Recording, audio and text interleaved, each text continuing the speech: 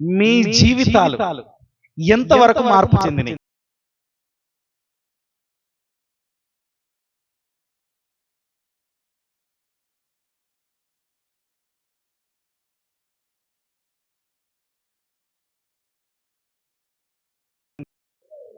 దృష్టి, అదే విధముగా నీ మనస్సు ఇక్కడే ఉన్న ఎడల ఈ వాక్యం విన్న తర్వాత నీవు దీవించబడట్లేదంటే నీవు నిజంగా ఇక నీలో ఇంకా లోటుపాటు లేదన్నట్టు. హల్లెలూయా. తీద్దామా? సమూయేలు రాసిన 2వ పత్రిక 6వ అధ్యాయం, పేజ్ నెంబర్ వచ్చి 256. పేజ్ నెంబర్ వచ్చి పాత నిబంధనలో 256 పేజ్ నెంబర్. సమూయేలు రాసిన పత్రిక 6వ అధ్యాయము 1 నుండి 12 వచనాల వరకు చదవగలిగిన వారు స్పష్టంగా చదివి వినిపించండి. 1 నుండి 12 వరకు చదవాలి త్వరగా. ఇశ్రాయేలులలో 30,000 మంది శూరులను సమకూర్చుకొని చదవాలి. బయలుదేరి కెరేబుల మధ్య నివసించు సైన్యముల అధిపతి యెహోవాను తన నామము పెట్టబడిన దేవుని మందసమును అచను నుండి తీసుకొని వచ్చుటకై తన యొద్దనున్న వారందరితో కూడా బాయిల యోధులో నుండి ప్రయాణమైపోయాను. వారు దేవుని మందసమును క్రొత్త బండి మీద ఎక్కించి గిబెయాలో ఉన్న అబీనాదాము యొక్క ఇంటిలో నుండి తీసుకొని రాగా, అబీనాదాము కుమారులకు ఉజ్జాయునను అహోయునను ఆ క్రొత్త బండిని తోలిరి. దేవుని మందసము గల ఆ బండిని గిబియాలోని అబీనాదాము ఇంట నుండి తీసుకొని రాగా, అహ్యు దాని ముందర నడిచెను. దావీదును ఇశ్రాయేలులందరూ సరళ వృక్షపు కర్రతో చేయబడిన నానా విధములైన సితారలను, స్వరమండలములను, తంబూరులను, మృదంగములను, పెద్ద తాళాయిలను వాయించుచు యెహోవా సన్నిధిని నాట్యమాడుచుండిరి.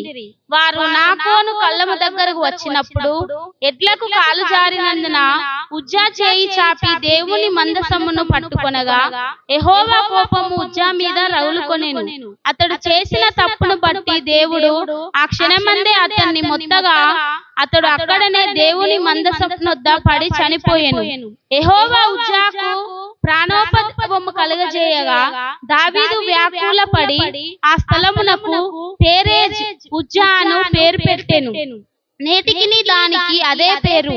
ఆ దినమున యెహోవా మందసము నా యొద్ద ఎలాగుండుననుకొని దావీదు యెహోవాకు భయపడి యెహోవా మందసమును దావీదుపురంలోనికి తన యొద్దకు తెప్పిల్లనులక గిత్తీయుడగు ఓబేదెదోము ఇంటి వరకు తీసుకొని అచ్చట ఉంచెను. యెహోవా మందసము 3 నెలలు గిత్తీయుడగు ఓబేదెదోము ఇంటిలో ఉండగా యెహోవా ఓబేదెదోమును అతని ఇంటి వారందరినీ ఆశీర్వదించెను. దేవుని మందసము ఉండుట వలన యెహోవా ఓబేదెదోము ఇంటి వారిని అతని కలిగిన దానంతటిని ఆశీర్వదించుచుండను సంగతి దావీదునకు వినబడగా, దావీదు పోయి దేవుని మందసమును ఓబేదెదోము ఇంటిలో నుండి దావీదు పురమునకు ఉత్సవముతో తీసుకొని వచ్చెను. ప్రేమగల తండ్రి, దయగల యేసయ్య, కరుణగల రక్షక, దయాదాక్షిణ్య పూర్ణుడా, నీకు వేలాది కోట్ల వందనాలు, స్తుతులు, స్తోత్రాలు చెల్లించుకున్నాను తండ్రి. వాక్యమును ధ్యానించుచుండగా ప్రభువా, ఏం మాట్లాడాలో ఏం మాట్లాడకూడదో నాలో ఉండి మీరు మాట్లాడమని వేడుకుంటున్నాను తండ్రి. వినగల చెవులు, గ్రహించగల మనసును వీరికి దయచేయమని యేసు నామమున అడుగుచున్నాము తండ్రి. ఆమేన్, ఆమేన్. అయితే ఇక్కడ దావీదు గారు 30,000 మంది శూరులను సమకూర్చుకున్నాడట. ఎంతమందిని? 30,000 మంది. అంటే చిన్న సైన్యమా? ఎంత పెద్ద సైన్యం! మన ఊర్లో కూడా అంతమంది లేరు. ఉన్నారా మన ఊర్లో? 30,000 మంది ఉన్నారా? అంటే ఊరుకు మించిన సైన్యాన్ని తీసుకుని ఏం చేస్తున్నాడంటే దేవుని మందసాన్ని తీసుకొస్తున్నాడు. ఈ మందసములో 3 ఉండేవి. ఏమి ఉండేవి? ఒకటి దేవుని ఆజ్ఞలు. సరే, హెబ్రీయులకు రాసిన పత్రిక 9వ అధ్యాయం 4వ వచనంలో చూడండి, ఏమేమి ఉన్నో తెలిసిపోతుంది. అహరోను కర్ర, దేవుని ఆజ్ఞలు. చూడండి, హెబ్రీయులకు రాసిన పత్రిక 9వ అధ్యాయం 4వ వచనం. కొత్త నిబంధన చెప్తాను, పాత నిబంధనలో కూడా ఉంటుంది, కానీ మీకు కొత్త నిబంధన చెప్తున్నా. చదవండి, త్వరగా చదవాలి. మందసం లోపల ఏమేమి ఉన్నాయి? మైకులో చదవాలి, మైకులో చదవాలా? అందులో సువర్ణ దుప్పియు అంతటను బంగారు రేకుతో తాపబడిన నిబంధన మందసము ఉండెను. ఆ మందసములో మందగల బంగారు పాత్రయు చిగిరించిన ఆరోను చేతి కర్రయు ఉండేను. పలికలను ఉండెను. ఏనాట 3 ఉన్నాయి మొత్తం దాని మీద. ఇదే నిర్గమకాండం 25వ అధ్యాయం 16వ వచనంలో కూడా ఉంటాయి. ఏముంటాయి అంట? శాసనములు చెప్పారు. మనం ప్రత్యక్ష గుడారం చెప్పినప్పుడు దాని గురించి మీకు చెప్తాను. అప్పటి వరకు మనకు ఒక బోర్డు కూడా ప్రార్థన చేయండి. బోర్డు మీద బొమ్మ గీసి కూడా చెప్తే మీకు ఇంకా అర్థం అవుతుంది.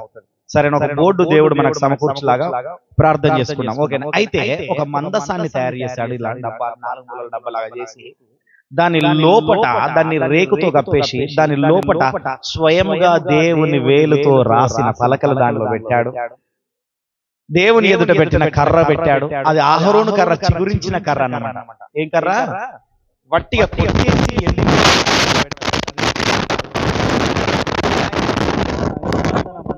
బంగారు రేకు కూడా పెట్టాడు. దానిలో పెట్టి దానికి 2 దేవదూతలను కాపుదల ఉంచాడు. ఏం చేశాడు? కాపుదల ఉంచి ఆ మందసము ఎక్కడికి వెళ్తే వీరితో అక్కడికి వెళ్ళాలి. దాన్ని మోయడానికి కొద్దిమంది మనుషులను కూడా పెట్టారు. ఇప్పుడు దాని గురించి మనం మాట్లాడుకోవట్లేదు. ఇక్కడ ఒక మనిషి చనిపోయాడు, ఉజ్జియా అన్న మనిషి చనిపోయాడు. ఎందుకు చనిపోయాడు? ఆ మందసాన్ని ఇలా తాకినందుకు చనిపోయాడు. మరి ఈ ఉజ్జియా ఎవరు? అబిదాబు కుమారుడు. అంటే ఇప్పుడు నేను చెప్పాను కదా, ఈ పాత నిబంధన ప్రకారం చూసుకుంటే వీళ్ళకి శ్రమ కలిగినప్పుడు, 20 సంవత్సరాలు శ్రమ కలిగినప్పుడు ఆ మందసాన్ని బయటికి తీశారు. ఇప్పుడు అంతకు ముందుకు 70 సంవత్సరాల నుండి అభినాబు దగ్గరనే ఉన్నది. ఎన్ని సంవత్సరాల నుండి? 70 సంవత్సరాల నుండి అక్కడనే ఉన్నది. కానీ ఈ వీళ్ళకి ఎప్పుడు శ్రమ కలిగినప్పుడు అయితే ఏం చేశారంటే, ఒకసారి చూద్దామా? మొదటి సమయాలు 7వ అధ్యాయం 2వ వచనంలో ఇక్కడ 20 సంవత్సరాలు స్పష్టంగా రాసి పెట్టినది. ఏం చదివినా? అందుకని నేను మొదట 20 సంవత్సరాల నుండి ఎవరు నమ్ముకున్నారని అడిగాను. ఎందుకు అడిగాను? ఇక్కడ 20 సంవత్సరాలు మైకులో చదవాలి, మైకులో చదవాలి. చదువు. మైకులో చదివితే ఇక్కడ ఆన్లైన్ లో రికార్డ్ అవుతుంది, మనది ఆన్లైన్ లో కూడా వెళ్తుంది. కనుక మీరు ఎప్పుడైనా చూసుకోవచ్చు, డబుల్ చూసుకోవచ్చు. చదవండి. మందసము కిర్యాతములో నుండిన కాలము 20 సంవత్సరములు. ఎన్ని సంవత్సరములట? 20 సంవత్సరములైన ఇశ్రాయేలీయులు యెహోవాను అనుసరింపక దుఃఖించుచుండగా సమూయేలు ఇశ్రాయేలందరితో ఇట్లా నేను ఏందంట? యెహోవాను అనుసరించక. ఎవరిని? ఎన్ని సంవత్సరాలు? 20 సంవత్సరాల నుండి నీ జీవితము మారట్లేదంటే నువ్వు ఎవరిని అనుసరించట్లేదు. మరి ఎవరి దగ్గర ఉన్నది మందసము? మన దగ్గరనే ఉన్నది. మందసం ఎవరి దగ్గర ఉన్నది? అర్థమవుతుందా? నీ దగ్గర మందసము ఉంది. దేవునికి ఏ విధంగా ప్రార్థన చేయాలనో తెలుసు, దేవుని శాసనములు ఏమిటో తెలుసు, అహరోను కర్ర ఏ విధంగా చిగురించిందో మీకు తెలుసు. అర్థమవుతుందని మాట్లాడేది? అర్థమవుతుందా? లేమి యందు 12 గోత్రముల కర్రను పెట్టినప్పుడు అక్కడ అహరోను కర్రను కూడా పెట్టినప్పుడు అన్ని ఆ 12 గోత్రములు చిగురించలేదు, కానీ ఈ అహరోను కర్ర మాత్రం చిగురించింది. హల్లెలూయా. ఈ అహరోను కర్ర చిగురించిన కర్రను కూడా అక్కడ పెట్టిన విషయం నీకు తెలుసు. నీవు ఆశీర్వదించబడతలేవు, గాని నీ పక్కనున్న వాళ్ళు ఆశీర్వదించబడుతున్నారు. అంటే యెహోవా మందసం నీ దగ్గర ఉంది, యెహోవా మందసం వారి దగ్గర లేదు. నీ ఆశీర్వాదం పక్కన వెళ్తున్నది, కానీ యెహోవాను నువ్వు ఏ విధంగా ఆశ్రయించాలో అన్న విషయం నీకు తెలియట్లేదు. యెహోవా నీ దగ్గర ఉన్నాడు, కానీ ఆయనను నువ్వు విడిచి ఉంటున్నావు. అర్థమైందా? కాలేదా? సరే, నేను అర్థమయ్యే విషయంలో చెప్తా. నేనున్నాను, మా భార్య ఉన్నాం, ఉంటున్నట్టుగా మేమిద్దరం ఉంటున్నాము, కానీ మా ఇద్దరికి సరి అయిన సంబంధం లేదు. మనుషులకు చూడడానికి మేమిద్దరం ఏ విధంగా కనబడుతున్నాము? రైట్, అక్క చెప్పింది. భార్య భర్తలుగా కనబడుతున్నాము, కానీ మా ఇద్దరికి సరి అయిన సంబంధం లేకపోతే మేము ఏ విధంగా మంచిగా ఉండగలుగుతాం? ఏ విధంగా కుటుంబాన్ని నడిపించుకోగలుగుతాం? అర్థమవుతుందా? నడిపించుకోగలమా? ఎవరైనా నడిపించుకోగలరా కుటుంబాన్ని? అర్థమవుతుందని నేను చెప్పేది. ఈ ప్రజలు కూడా ఈ 20 సంవత్సరాల నుండి యెహోవాను నమ్ముకున్న ప్రజలు గాని, 30 సంవత్సరాల నుండి గాని, 10 సంవత్సరాల నుండి నమ్ముకున్న నీవు కూడా దేవునితో నీకు సంబంధము సరిగ్గా లేదు. అందుకనే నీవు ఆశీర్వదించబడట్లేదు. అందుకనే ఆయనకు కోపం వచ్చింది. ఎప్పుడు తీసుకెళ్తారా బాబు, ఎప్పుడు ఇక్కడ నుండి మందసము వారి దగ్గర నుండి ఎప్పుడు ఇంకో కాడికి వెళుతుందా అన్న విషయాన్ని ఆయన కనిపెట్టుకుంటూ చూస్తుంటే, ఇదే 6వ అధ్యాయం నుండి 5వ అధ్యాయంలోకి చూస్తే కొద్ది మంది ఫిలిష్తీయులు యుద్ధానికి వచ్చినప్పుడు దావీదు వచ్చి ప్రార్థన చేసినట. ప్రార్థన చేసినప్పుడు జయం పొందాడు. మళ్ళీ ఒకసారి వచ్చాడు, మళ్ళీ రెండోసారి వచ్చాడు, మళ్ళీ ప్రార్థన చేసాడు, మళ్ళీ జయం పొందాడు. ఆయన జయము పొందుతున్నాడు, ప్రార్థన చేస్తున్నాడు, జయము పొందుకుంటున్నాడు. ఇక ఆయనకి ఏమనిపించిందంటే, ఆయన ధర్మశాస్త్రాన్ని అనుసరించడం వదిలేసి కొత్త బండి చేపించినట్టు ఏం చేసిండు? అందరూ కొత్తగా ఉండడంలో చాలా మంది పర్ఫెక్ట్, అవునా కదా? దేవునికి కావలసినది నీ హృదయం కావాలా? ఏం కావాలా? కొత్తగా నీ హృదయం ఉండాలా. బండి చేపిస్తే ఏమున్నది, బ్రతుకు మారాలి కదా. అర్థమైందా? ఏమందంట? ఎప్పుడైనా మన కొర్రెలన్న నాతో అంటాడు, గుండు కొట్టించుకుంటే ఏమున్నది, గుణం మారాలి కానీ. హల్లెలూయా. ఏమంటాడు? గుండు కొట్టించుకుంటే ఏమున్నది, గుణం మారాలి కానీ. నాకు ఆ మాట అన్నప్పుడల్లా మస్తు నవ్వొస్తది. ఇక్కడ ఏం చేశాడంటే, అంతమంది శూర్యులను తీసుకున్నాడు. విజయోద్వానోత్సవం అందుకోవడానికి ఏం చేసుకున్నాడు అంటే, దాన్ని తీసుకెళ్లి ఈయన దగ్గర పెట్టుకోవాలనుకున్నాడు. మందసం ఏం తీసుకున్నాడు? దేవుని సన్నిధిని అక్కడ నుండి తీసుకెళ్లి దావీదుపురం మన పట్టణంలో పెట్టుకున్నాం. ఈ అబిదాబు దగ్గర ఉన్నది తీసుకెళ్దాం అనుకుని ఇక్కడ పెట్టుకోవాలనుకున్నప్పుడు ఆయన తీసుకెళ్లడానికి ఏం చేసినట్టే, ఈ శూరులందరినీ తీసుకున్నాడు, వీళ్ళందరినీ తీసుకున్నాడు. ఒక కొత్త బండి చేపించాడు, కొత్త ఎడ్లు తీసుకొచ్చిండు. మంచి తీసుకొచ్చి దాని మీద పెట్టి వాళ్ళందరూ శూరులు గీరులు అందరూ నాట్యం ఆడుకుంటూ దేవుణ్ణి స్తుతించుకుంటూ వెళ్తూనే ఉన్నారు. మన జీవితాలు కూడా అంతే. రోజు ప్రతి ఆదివారం వస్తా ఉంటాం, ఇంకొకసారి వచ్చినప్పుడు జీవితాలు నాట్యం ఆడుకుంటూనే ఉంటాయి. అప్పటి మందమే సంతోషం. హల్లెలూయా. తర్వాత ఈ సంతోషం అసలే ఉండదు. కానీ పట్టుకొని వెళుతుందంటే ఆ ఎద్దుదట ఇలా కాలు జారిందట. ఏం జారింది? మనం ఒక్కొక్కసారి వెళ్తుందంటే ఇట్లా జారిన కాలు పడ్డప్పుడు, రాయి పడ్డప్పుడు కానీ జారినప్పుడు ఏం జరిగిందంటే, ఇది చాలా ప్రాముఖ్యమైన విషయం. ఇప్పుడు ప్రాముఖ్యమైన విషయాలకు మనం వెళ్ళిపోతున్నాం. ఇప్పుడు శ్రద్ధగా వినండి. కాలు జారినప్పుడు అది ఇట్లా జారుతుందంటే, ఈ ఉజ్జీ అనేటైనకు, ఈ అబిదాబు కుమారుడికి అది జారుతుందిగా మందసం ఇట్లా ఊకే వరకు ఇట్లా పట్టుకున్నాడు. ఏం చేసిండు? ఎందుకు పట్టుకున్నాడు? ఆయనకు ఊగిందని పట్టుకోవడం అది ఒకటి ఉన్నది కాదు. ఆయనకి ఏంటంటే, ఇన్నాళ్ళు దేవుడు నాతోనే ఉన్నాడు కదా, నా ఇంట్లోనే ఉన్నాడు కదా. గుర్తుపెట్టుకోండి. అర్థమైందా? ఇన్నాళ్ళు ఎక్కడున్నాడు? వారి ఇంటిలోనే ఉన్నాడు కదా. 20 సంవత్సరాల నుండి నా ఇంట్లోనే ఉన్నాడు కదా మందసం. 20 సంవత్సరాల నుండి నేను చర్చికి వెళ్తున్నాను కదా. 20 సంవత్సరాల నుండి నేను ఇష్టానుసారంగా ఉంటున్నాను కదా. ఉన్నప్పుడు ఏమైతే ఏది చేసినా దేవుడు నన్ను క్షమిస్తాడులే. అర్థమైందా? నేను చెప్పేది అర్థమైందా? నేను ఏమి చేసినా నన్ను క్షమిస్తాడులే. 20 సంవత్సరాల నుండి ఉన్నా గాని వాళ్ళ ఇంటిలో కుటుంబంలో ఆశీర్వాదం లేదు. ఆశీర్వాదం లేకపోయినప్పుడన్న వాడికి అర్థం కావాల్సింది, ఆ కుటుంబంలో ఏందయ్యా, దేవుడు స్వయంగా ఉన్నప్పుడు గాని నా ఇల్లు, నా బ్రతుకు మారుతలేదన్న విషయాన్ని గమనించిన వాడైనా ఉండాలి. అలా కాదు, దేవుడు నాతోనే ఉన్నాడన్న ధీమా, నాతోనే ఉంటున్నాడు, నా ఇంట్లో నుండి ఉన్నాడు, నా ఇంట్లో నుండి నువ్వు తీసుకుపోతానవయ్యా, నేను నీకు పరిచయం చేస్తున్నా దేవుణ్ణి, నువ్వు రాజు అయితే నాకేంది, నా ఇంట్లో నుండి తీసుకెళ్తున్నా. అర్థమైందా? దావీదు రాజు అయితే నాకేంది, కానీ ఇన్ని రాజులు మందసంను కాపాడింది ఎవడు? నా తండ్రి. దాని తర్వాత నేను, మందసము చుట్టూ ఉన్నది నేను. అర్థమవుతుందా? 20 సంవత్సరాల నుండి ఉన్న ఆయన కూడా ఆ మందసం ఊగినప్పుడు ఇలా పట్టుకోగానే తక్షణమే, హల్లెలూయా, ఏమైందంట? తక్షణమే దేవుడు కరుణించలే. గుర్తుపెట్టుకోండి, పాత నిబంధనలో చాలా కఠినంగా ప్రవర్తించాడు దేవుడు. 20 సంవత్సరాలు ఆయన కాపాడినందుకైనా, 20 సంవత్సరాలు ఆయనతో ఉన్నందుకైనా, దేవుని మందసాన్ని అంత స్పష్టంగా చూసుకొని ఉన్నందుకైనా ఆయనను క్షమించి వదిలేయచ్చు కదా. వదిలేశాడా? అక్కడ ఉన్న లేఖనంలో తక్షణమే యెహోవా కోపం ఆయన మీద రగులు కొనగా వెంటనే చచ్చిపోయాడు. హల్లెలూయా. ఏం చేశాడు? చూసావా ఎంత ఘోరమైన పరిస్థితి? దేవుడు క్షమించచ్చు కదా. ఇన్నాళ్ళు 20 ఏళ్ల నుండి ప్రార్థన చేస్తున్నాడు, 20 ఏళ్ల నుండి ఆయన సరి అయిన దహన బలులు ఇచ్చుకుంటూ ఉన్నాడు. కానీ ఆ ప్రభువుల వారు క్షమించి ఆయనను వదిలేయచ్చు కదా. ఏదో తెలిసి తెలియని పొరపాటును చూసి వదిలేయచ్చు కదా. మరి ఎందుకు వదిలేయలేదు అంటే ఆయనలో ఉన్న గర్వము ఏమిటి? దేవునితో ఉన్న సంబంధము సరి అయినది కాదు. నీ జీవితంలో గాని నా జీవితంలో కానీ దేవునితో సరి అయిన సంబంధము మనకు లేకపోతే, ఏం లేకపోతే, సరి అయిన సంబంధం లేకపోతే నేను కట్టుకోలేవు. ఇంకా 20 సంవత్సరాలు దేవుని శ్రద్ధకు వచ్చినా గానీ మన జీవితాలు మరణమయ్యే జీవితాలే కానీ దేవుని ఆశీర్వాదాన్ని చూసే జీవితాలు కాదు.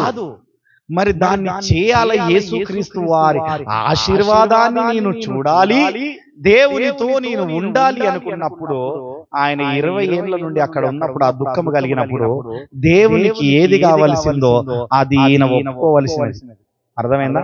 అప్పుడు ఏం కావాల్సింది? ఆయన ఎప్పుడు అప్పుడు కోరుకునేది ఏంటంటే దహన బలి కోరుకునేవాడు. ఆయన ఏం కోరుకునేవాడు? మంచి శ్రేష్టమైన ఒక ఎద్దు, శ్రేష్టమైన గొర్రె పిల్ల, శ్రేష్టమైన మేకపిల్ల, శ్రేష్టమైన పావురం ఆయన కోరుకునేటప్పుడు ఏం చెప్పినా ఏమేం చెప్పిన ఒకసారి చెప్పండి. కొవ్విన ఎద్దు, గొర్రె పిల్ల, పావురం. మీరు వింటున్నారా? మరి కిరణ్ చెప్తలేడంటే కిరణ్ వింటలేడు అనుకుంటా. హల్లెలూయా. ఏ కిరణ్ లేకపోతే నాకు తెలుసులే అన్న నాకేం చెప్తుంది అనుకుంటాండేమో మరి మనసులో. హల్లెలూయా, హల్లెలూయా. అయితే ఈ శ్రేష్టమైన దేవుడు కోరుకొని అప్పుడు చేసేది ఆ దహన బలి ఏ విధంగా చేసేయాలంటే, కట్ చేసిన తర్వాత లేవికాండంలో మొదటి అధ్యాయం నుండి దహన బలి ఎలా చేయాలి ఇంటికి వెళ్ళినాక చదువుకోండి. దాన్ని కడిచేసి దాని రక్తము ఏం చేయాలంట ఆ మందసం చుట్టూ పోయాలి. ఏం చేయాలా? మందసం పుట్టు పూసి ఆ దహన బలిగా ఒక్కటి కూడా తీయకుండా దాని వెంట్రుకలు గాని ఏది కానీ కట్ చేయకుండా దాన్ని మొత్తం దాని మీద పెట్టి మొత్తం కాల్ చేయాలి. ఏం చేయాలా? కాల్ చేసేస్తే మొత్తం ఎముకలు కూడా బూడిద అయిపోవాలా. ఏమైపోవాలా? బూడిద అయిపోవాలా మొత్తం. ఈ దహన బలి ఇచ్చేది ఆయనకు ఇంపైన సువాసన గీయాలి. మనుషులకు ఇప్పుడు దేవుడు ఏం కోరుకున్నాడంటే కొత్త నిబంధనలకు వచ్చే వరకు నీ దహన బలి ఏమిటి ఎరికినా నీ లోపట ఎంటిక వ్రాసమంతా కూడా పాపము ఉండకూడదు. అర్థమైందా? ఇప్పుడు కోరుకునేది ఏమిటి? అందుకని నేను ప్రార్థన చేస్తున్నాను, తల్ల నెత్తి నుండి మొదలు పెడితే హరిపాదం వరకు కడగండి ప్రభువా అంటాను. ఎందుకంటాను? ఆయనకు ఇంపైన దహన బలి అదే. అర్థమవుతుందా? నీ కనులు పాపం చేయట్లేదేమో, నీ చెయ్యిలు పాపం చేస్తున్నాయేమో. గుర్తుపెట్టుకో, ఈ పాపం సైడ్ ఈ చెయ్యి దాక్కుతుందేమో. అర్థమవుతుందా? నీవు ప్రయాణం చేస్తుందంటే, నీవు బస్సులో గానీ ఎక్కడైనా ప్రయాణం చేస్తుందంటే నీ చేతులు ఎవరికైనా ఎక్కడ పడితే అక్కడ తాకుతున్నాయేమో, నీకు తెలియదు. అర్థమైందా? కావాల్సి ఎవరు తాకించరు, తెలియదు. అందుకని నా చెయ్యి నన్ను ఏదైనా అభ్యంతరపరిచిందేమో కడగండి.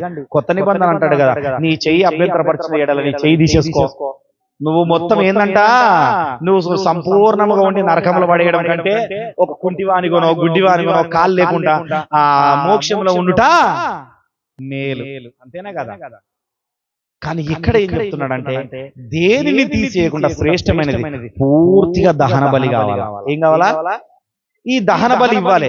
ఆ దహన బలులు దేవునికి ఇష్టముగా ఈయన ఉండలేదు, ఉజ్జీవ ఫ్యామిలీ ఉండలేదు. అందుకనే ఆయన ఆశీర్వదించబడలేదు. వారి 20 ఏళ్ళైనా 30 ఏళ్ళైనా వారిలో పాపము పెట్టుకొని దేవుని దగ్గరికి ఎంత ఉన్నా గాని నీ పాపము కడగబడినప్పుడు నువ్వు ఆశీర్వదించబడవు. దేవుని కోపమే నీలో రగులు చూస్తావు, కానీ దేవుని ఆశీర్వాదాన్ని నువ్వు చూడవు. అర్థమైందా? ఆయన కోపం ఎలాంటిదో తెలుసా? కీర్తనలు గుర్తుపెట్టుకుని, ఆయన నామమేనంట కీర్తనలు. 93వ కీర్తన తీయాలి. 93, 94 ఐ థింక్ 94వ కీర్తన 3వ వచనం చూడండి ఒకసారి. చూడండి. రీబా షక్కరల రబాబా సిరిలి రీబా సారీ 99:3 కీర్తన 99:3 ఏందంట? ఎవరన్నా దేవుని నామాన్ని భయంకరం అంటారనయ్య? అంటారా? అంటారా? ఎవరన్నా అన్నారా ఇంతవరకు? ఎవరన్నా ఆయన నామం భయంకరమైనదని ఎవరన్నా అన్నారా? నేను అంటున్నా, ఆయన నామం మహాభయంకరమైనది. ఎందుకు తెలుసా? ఆయనకు నచ్చకపోతే గుర్తుపెట్టుకోండి, ఆయన అంటే మీకు భయం లేదు, కానీ ఇక్కడ దావీదుకు భయం కలిగినది. ఆ ఉజ్జియా చనిపోగానే దావీదు భయపడినాడు. ఎవరు భయపడినాడు? అంతకు ముందు ఆయనలో ఉన్నది గర్వము, ఆయనలో ఉన్నది అహంకారము.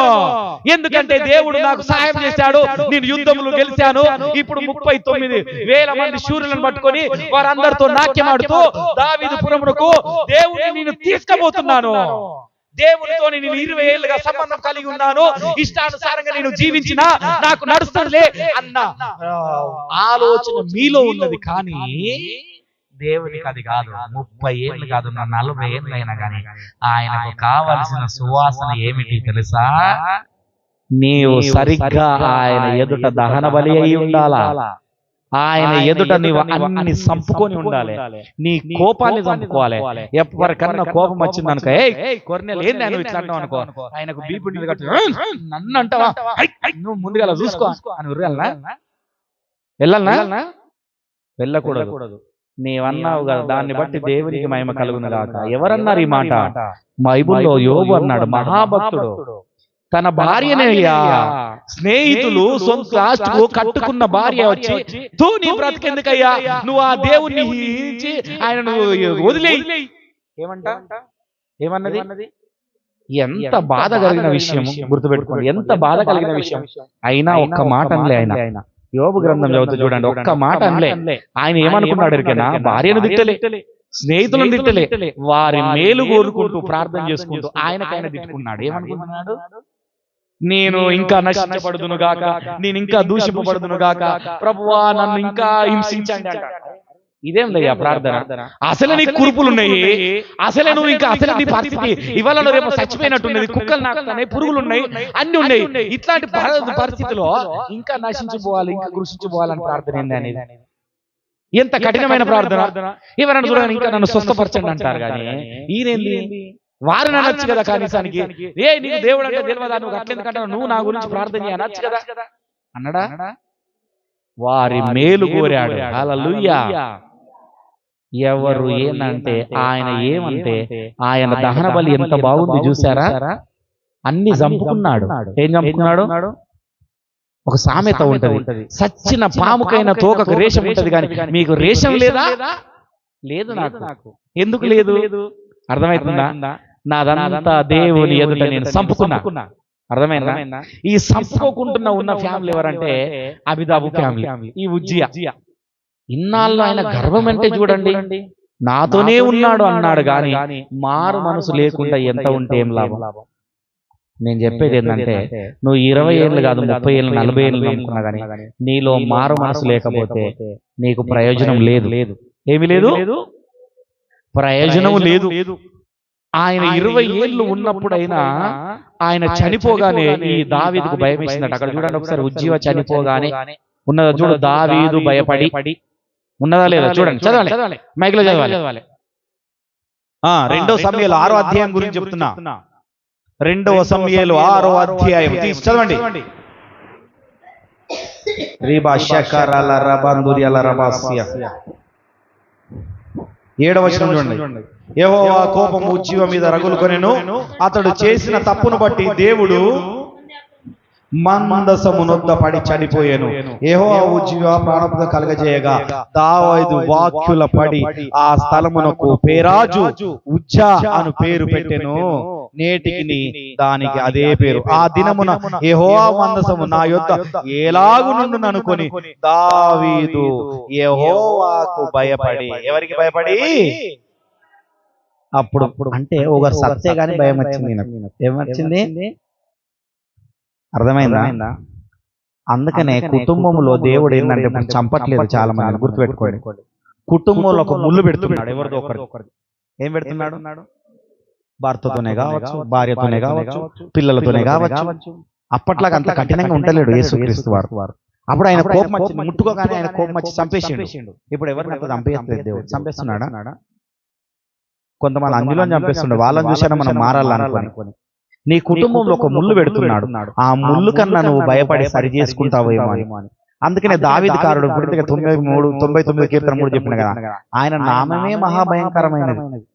నెహెమీయా కూడా అదే విధంగా ప్రార్థన చేస్తాడు. చాలాసార్లు చెప్పాను, నెహెమీయా 1వ అధ్యాయం 4వ వచనం నుండి 11వ వచనం దాకా చూస్తే ఆయన ప్రార్థన ఉంటది, భయంకరమైన నీ నామమును నేను స్తుతించెదను. ఏమంట? ఎంత భయంకరమయ్యా!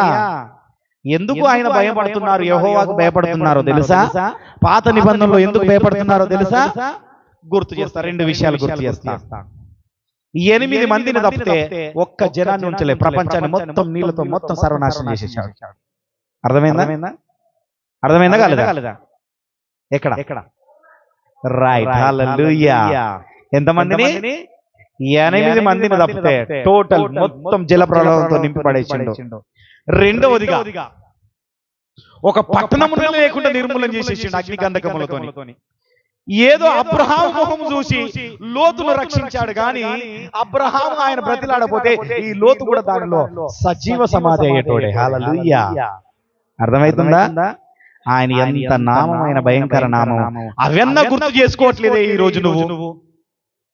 నీ కుటుంబంలో ఇంకా వాళ్ళు మంచి ఇంకా ఉన్నారు అంటే నీ కుటుంబాన్ని సరి చేసుకోలేకుండా ఉన్నావే నీవు. ఆయన భయపడి ఏం చేశాడంటే దాన్ని ఏం చేశాడు తెలుసా? సరే చదువుదాం. కిందికి భయపడి వదిలేసి ఎక్కడ వదిలేసిపోయిందంట? చదవాలి. 10వ వచనం కాంచెలి. యెహోవా మందసము యెహోవా మందసమును దావీదుపురంలోనికి తన యొద్దకు తెప్పింపనొల్లక గిత్తీయుడగు ఒబేదోము ఇంటి వరకు తీసుకొని అచ్చట ఉండెను. ఎక్కడున్నాడటమ్మా? ఒబేదాము దగ్గర ఉన్నది. ఈ ఒబేదాము గురించి ఈయన అసలైంది యాక్చువల్లీ ఈయన లేవీయుడు. ఎవరు? మరి ఈయన కంటే ముందు ఒక పేరు పెట్టిండు. ఏం పెట్టిండు? గిత్తీయుడగు. ఈ పేరు వినే వరకు అందరు ఏమనుకుంటున్నారంటే ఈయన ఫిలిస్తీయుడు అని అనుకుంటారు. ఏమనుకుంటారు? గిద్దెవుడు అంటే ఫిలిస్తీయుడు, అన్యుడు అనుకుంటారు అందరు. అయితే ఈయన అన్యుడు కాదు, కోహాతు సంతతికి చెందినవాడు. ఈయన ఎవరికి? లేవీలలో కోహాతి సంతతికి చెందినవాడు. కనుకనే వీరితో కలిసి ఉంటున్నాడు. ఈయన ఉండేదంటే ఫిలిస్తీయుల గత్ పట్టణంలో ఉండేది. ఎక్కడ ఉండేటోడు? ఫిలిస్తీయులకు కొంచెం ఆనుకొని ఉన్న గత్ పట్టణంలో ఉండే వరకు ఈయన ఫిలిస్తీయుడు అనుకొని గిత్తోదీయుడు అని పిలిచేటోళ్ళు అనమాట. కానీ ఆయన ఫిలిస్తీయుడు కాదు. బైబిల్ చెప్తుంది ఏంటి? ఆయన ఎవరంట? లేవి. ఎవడన్నా ఫిలిస్తీయులు అని చెప్పినా కానీ ఆయన నమ్మకండి. కానీ ఆయనకు పేరు మాత్రం అట్లా పెట్టేశారు. ఈ ఓబద్యాగా ఇది ఇంటికి తీసుకొచ్చినప్పుడు ఒబేదేదోము కొంచెం కఠినంగా ఉంటాయి మాటలు. అందుకనే మీకు అర్థమయ్యే ఓబేద్యానో ఒబేదేదేమో మీకు అర్థమైంది. ఆయన ఇంటిలోకి తీసుకొచ్చి అక్కడ ఆపేశాడట. ఏం చేశాడు? అక్కడ ఆపేసినప్పుడు ఇటు రాజు, గుర్తుపెట్టుకోండి, రాజు చెప్పినప్పుడు ఈయన ఏం చేయాలా? ఉంచుకోవాలి కదా. ఆయన కూడా తెలుసు, చూసిండు, ఉద్యోగం ముట్టుకోగానే చచ్చిపోయిండు. ఇప్పుడు మరి నా ఇంటిలో పెడుతున్నావు, ఇప్పుడు నేను సరిగ్గా ఉండకపోతే నా పరిస్థితి ఏమిటిగా? నేను కూడా చచ్చిపోతా అనుకున్నాడు. అవునా కదా? రాజు మాట అయినపోతే రాజు చంపేస్తాడు. ఇప్పుడు చూడుగా ఇప్పుడు ఎన్ని దిక్కులు ఉన్నది ఈయనకు బాధ. దావీదు రాజు చెప్పినట్టు వినలేదనుకో, రాజు పెట్టుకోకపోతే నా మాట ఎకాలిస్తావా అంటే వేసేస్తాడు. అంతేనా కదా? వింటున్నావా ఉమ్మక్క? వింటున్నావా? వినట్లేదా? కొంచెం నిలబడు. ఏం చేయకు, నిలబడు. హల్లెలూయా. అయితే రాజు చెప్పిండు. చెప్పగానే ఆయన తీసుకొని దగ్గర పెట్టుకున్నాడు. ఆయన తీసుకొని దగ్గర పెట్టుకోగానే 3 నెలల్లో ఆశీర్వదించబడ్డాడు. ఎన్ని నెలల్లో? నేను ఎవరికి వచ్చినా కానీ నా దగ్గర నాతో 3 నెలలు సహవాసం చేసిందంటే ఆశీర్వదించబడాలి. అర్థమైందా? జ్యోతి ఆంటీ నాతో 3 నెలలే సహవాసం చేసింది. వాళ్ళ భర్త తీసుకొచ్చి పూర్తిగా స్వస్థత పొందుకోవడం కాదు, వాళ్ళ అప్పులన్నీ పోయి ఒక బండి లేని పరిస్థితిలో బట్టి కొనుక్కున్నారు. వాళ్ళు ఇక్కడికి రావడానికి నాతో అన్నది, అయ్యా 100 రూపాయలు కూడా మా దగ్గర లేవు, ఛార్జీలు లేక మేము రావట్లేము అని చెప్పింది. ఏమని చెప్పింది? నేను ఇక్కడ నుండి అమ్మ నువ్వు ఎట్లనన్నారా 10-20 రూపాయలు పెట్టుకుని రా, బస్సు ఛార్జీలు కూడా ఫ్రీయే, మీ భర్తకు 10 రూపాయలు ఒక పెట్టుకోవాల్సిందంతే కదా, పెట్టుకొని రా, పోయేటప్పుడు నేను ఇచ్చి పంపిస్తాను. నేను అట్లా ఒక 3-4 సార్లు పంపించిన ఇచ్చి తెలుసా. ఆమె ఇక్కడికి వచ్చిన తర్వాత ఏం చేసిందంటే ఒక బండి కొనుక్కొని తిరగడం మొదలుపెట్టి, చూడండి అర్థమైందా? ఎన్ని నెలలు సహవాసం చేసింది? దేవుని పరిచయం చేశాడు. ఎన్ని నెలలు? 3 నెలలు ఇక్కడికి వచ్చినప్పుడు బండి కొనుక్కున్నాడు. ఇంకొకరు ఇక్కడ ఉన్నారు, ఒక దరిద్రుడు. నేను ఆ మాట అనద్దు కానీ ఇంకేముండదు. వారం రోజులే నాతో సహవాసం చేసి, ఎన్ని రోజులు? వారం రోజులలో సహవాసం చేసి నేను బండి కొనుక్కోవాలనుకుంటున్నాను అయ్య గారు, ప్రార్థన చేయండి అన్నాడు. యేసు క్రీస్తు నామములో నీకు ఈ వారం రోజుల బండి వస్తుంది అని చెప్పిన. 2 రోజుల బండి వచ్చింది, కానీ మళ్ళీ నా దగ్గరికి రాలే, నన్ను వదిలేసిపోయాడు. అర్థమైంది? ఇలా చాలా మంది ఉన్నారు, వీళ్ళని కాదు. ఇప్పుడు ఆ సహోదరి మేలు జరిగిందని గుర్తు పెట్టుకుని ఇక్కడికి వచ్చి చెప్పింది. నేను చాలా సంతోషం. నరసంపేట అక్కడ నుండి ముందు వచ్చింది. అట్లా మేలు జరిగిందని చెప్పకుండా ఎంతో మంది ఉన్నారు. అర్థమైందా? దేవుని స్తుతించట్లేదు, మేలులు జరిగిన కొద్ది మందికి సావాసం చేయాలని చెప్పినా చేయట్లేదు. గుర్తు పెట్టుకోండి, ఆ సావాసం ఎలాంటి జరిగేనా? ఈ ఓబద్యా చేసిన లాంటి సావాసం. ఎలాంటి సావాసము? ఓబద్యా ఇంటిలో 3 నెలలు మందసం ఉంటేనట ఆయన ఎంత ఆశీర్వదించబడినట. 20 ఏళ్ల నుండి ఉజ్జియా ఇంట్లో లేదు ఆశీర్వాదము 3 నెలలో ఉన్న ఈ ఆశీర్వాదం బయటకు వచ్చిందంటే ఆయనలో లేని పొరపాటు ఈయన సరి చేసుకున్నాడు. హల్లెలూయా. అర్థమవుతుందా? 20 ఏళ్ల నుండి చూసిన పొరపాటును ఈయన 3 నెలల్లో సరి చేసుకున్నాడు. ఏది చెప్పినా కానీ దేవునికి ఏది సహవాసమైందో, ఏది ఇంపైనదో ఆయన సరి చేసుకున్నాడు గనక ఆయన ఆశీర్వదించబడ్డాడు. నమ్మిన వారందరూ హల్లెలూయా చెప్పండి. హల్లెలూయా. అర్థం కాల? మళ్ళీ ఒకసారి గట్టిగా హల్లెలూయా. 3 నెలల్లో ఆశీర్వాదం అంటది ఇంపాసిబుల్. అవునా కదా? నాకు తెలిసి కొర్నేలు చూశాడు ఆశీర్వాదాన్ని, దేవేంద్ర చూశాడు ఆశీర్వాదాన్ని, కిరణ్ అన్న చూస్తున్నాడు. మీకు తెలుసో తెలియదు, గుర్తుపెట్టుకోండి. తెలుసా? ఇలా పేర్లు ఒకరిద్దరే కాదు, నెక్స్ట్ మీ పేర్లు కూడా చెప్పాలి. హల్లెలూయా. ఎప్పుడు చెప్పాలా? ఆమేన్. దేవునితో సహవాసము కలిగి ఉంటే 3 నెలలు నీకు ఎక్కువ. గుర్తుపెట్టుకో. ఎన్ని నెలలు ఎక్కువ? చదవండి అక్కడ ఎన్ని నెలలు ఆశీర్వదించబడ్డాడు. చదవాలి. యెహోవా మందసము 3 నెలలు గిత్తీయుడగు ఓబేదెదోము ఇంటిలో ఉండగా యెహోవా ఓబేదెదోమును తన ఇంటి వారందరినీ ఆశీర్వదించెను. అబ్బబ్బబ్బబ్బా, ఏందంటయ్యా? ఒకరిని ఒకరు తన ఇంటి వారిని అందరిని అంట. ఎవరినంట? ఒకరిని ఇద్దరినా? అందరిని అంటే మళ్ళీ అందరినీ కాదు. 1వ దినవృత్తాంతంలో 26వ అధ్యాయము 8వ వచనంలో ఉంటది. 62 మందిని ఆశీర్వదించినట్టు. ఎంతమందిని? 62 మంది తరాన్ని మనం చూస్తామా? ఒకసారి చూడండి. దినవృత్తాంతం, మొదటి దినవృత్తాంతం 26వ అధ్యాయం ఒకసారి చూడండి. ఎంతమంది అంట? 68. చూడండి ఒకసారి, ఉన్నదా లేదా? నేను నా మాట చెప్పడం కాదు, బైబుల్లో ఉన్నదా లేదా చూడండి. ఎందుకు బైబుల్ చూద్దాం, బైబుల్ టు బైబుల్ పోదాం. తీయక్క ఉమక్క 1వ దినవృత్తాంతంలో 28వ అధ్యాయం తీసావా? సారీ 26వ అధ్యాయం 8వ వచనం. సారీ 1వ దినవృత్తాంతంలో 26వ అధ్యాయం చదవండి.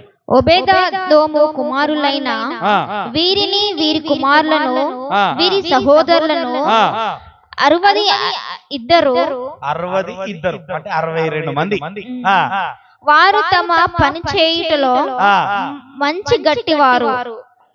ఎంతమంది అంట? నీవు, నీ సహోదరులు, నీ కుటుంబం అందరూ ఆశీర్వదించబడాలి. ఎవరిని బట్టి ఆశీర్వదించబడాలి? నిన్ను బట్టి. హల్లెలూయా. నీ సహవాసాన్ని బట్టి. గుర్తుపెట్టుకో.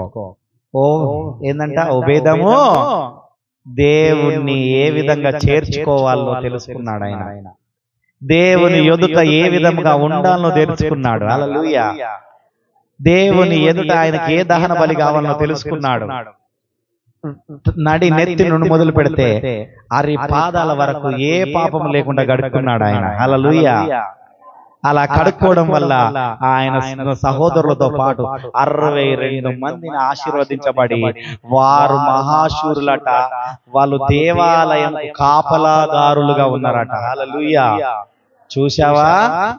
ఎక్కడ ఉండాలి? మళ్ళీ తర్వాత నువ్వు ఆశీర్వదించబడిన తర్వాత నువ్వు ఎక్కడ ఉండాలి? దేవాలయంలో ఉండాలి. దేవుని పని చేయండి అయ్యా, ఊడవండి, తూడవండి, ఈ దేవాలయాన్ని మంచిగా చూసుకోండి అంటే దేవాలయంలో తీసుకుపోవడం కాదు. అర్థమైందా? ఎంత ఏంటంటే నేను అందుకనే 8 తాళం చెవులు తీసుకుని 8 మందికి ఎందుకు ఇచ్చాను తెలుసా?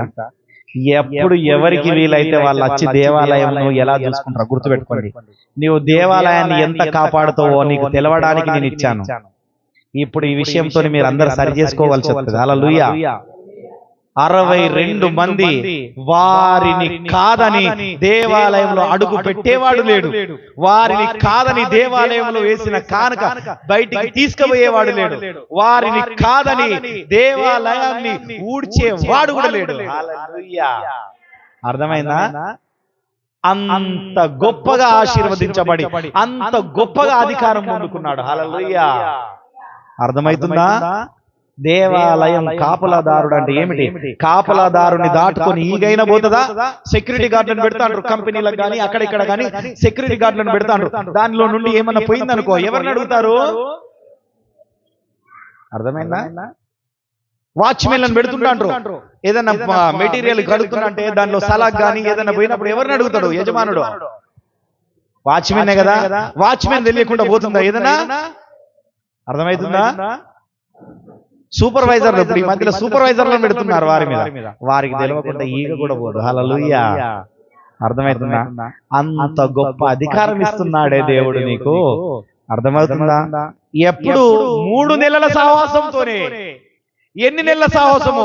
3 సంవత్సరాలు కాదు, 30 సంవత్సరాలు కాదు, 20 సంవత్సరాలుగా ఉన్నవాడు ఆశీర్వదించలే గాని 3 సంవత్సరాలుగా 3 నెలలుగా సావాసంలో ఉన్నవాడు ఆశీర్వదించబడ్డాడంటే వాడికి వీడికి ఉన్న వ్యత్యాసం చూడండి. అర్థమవుతుందా?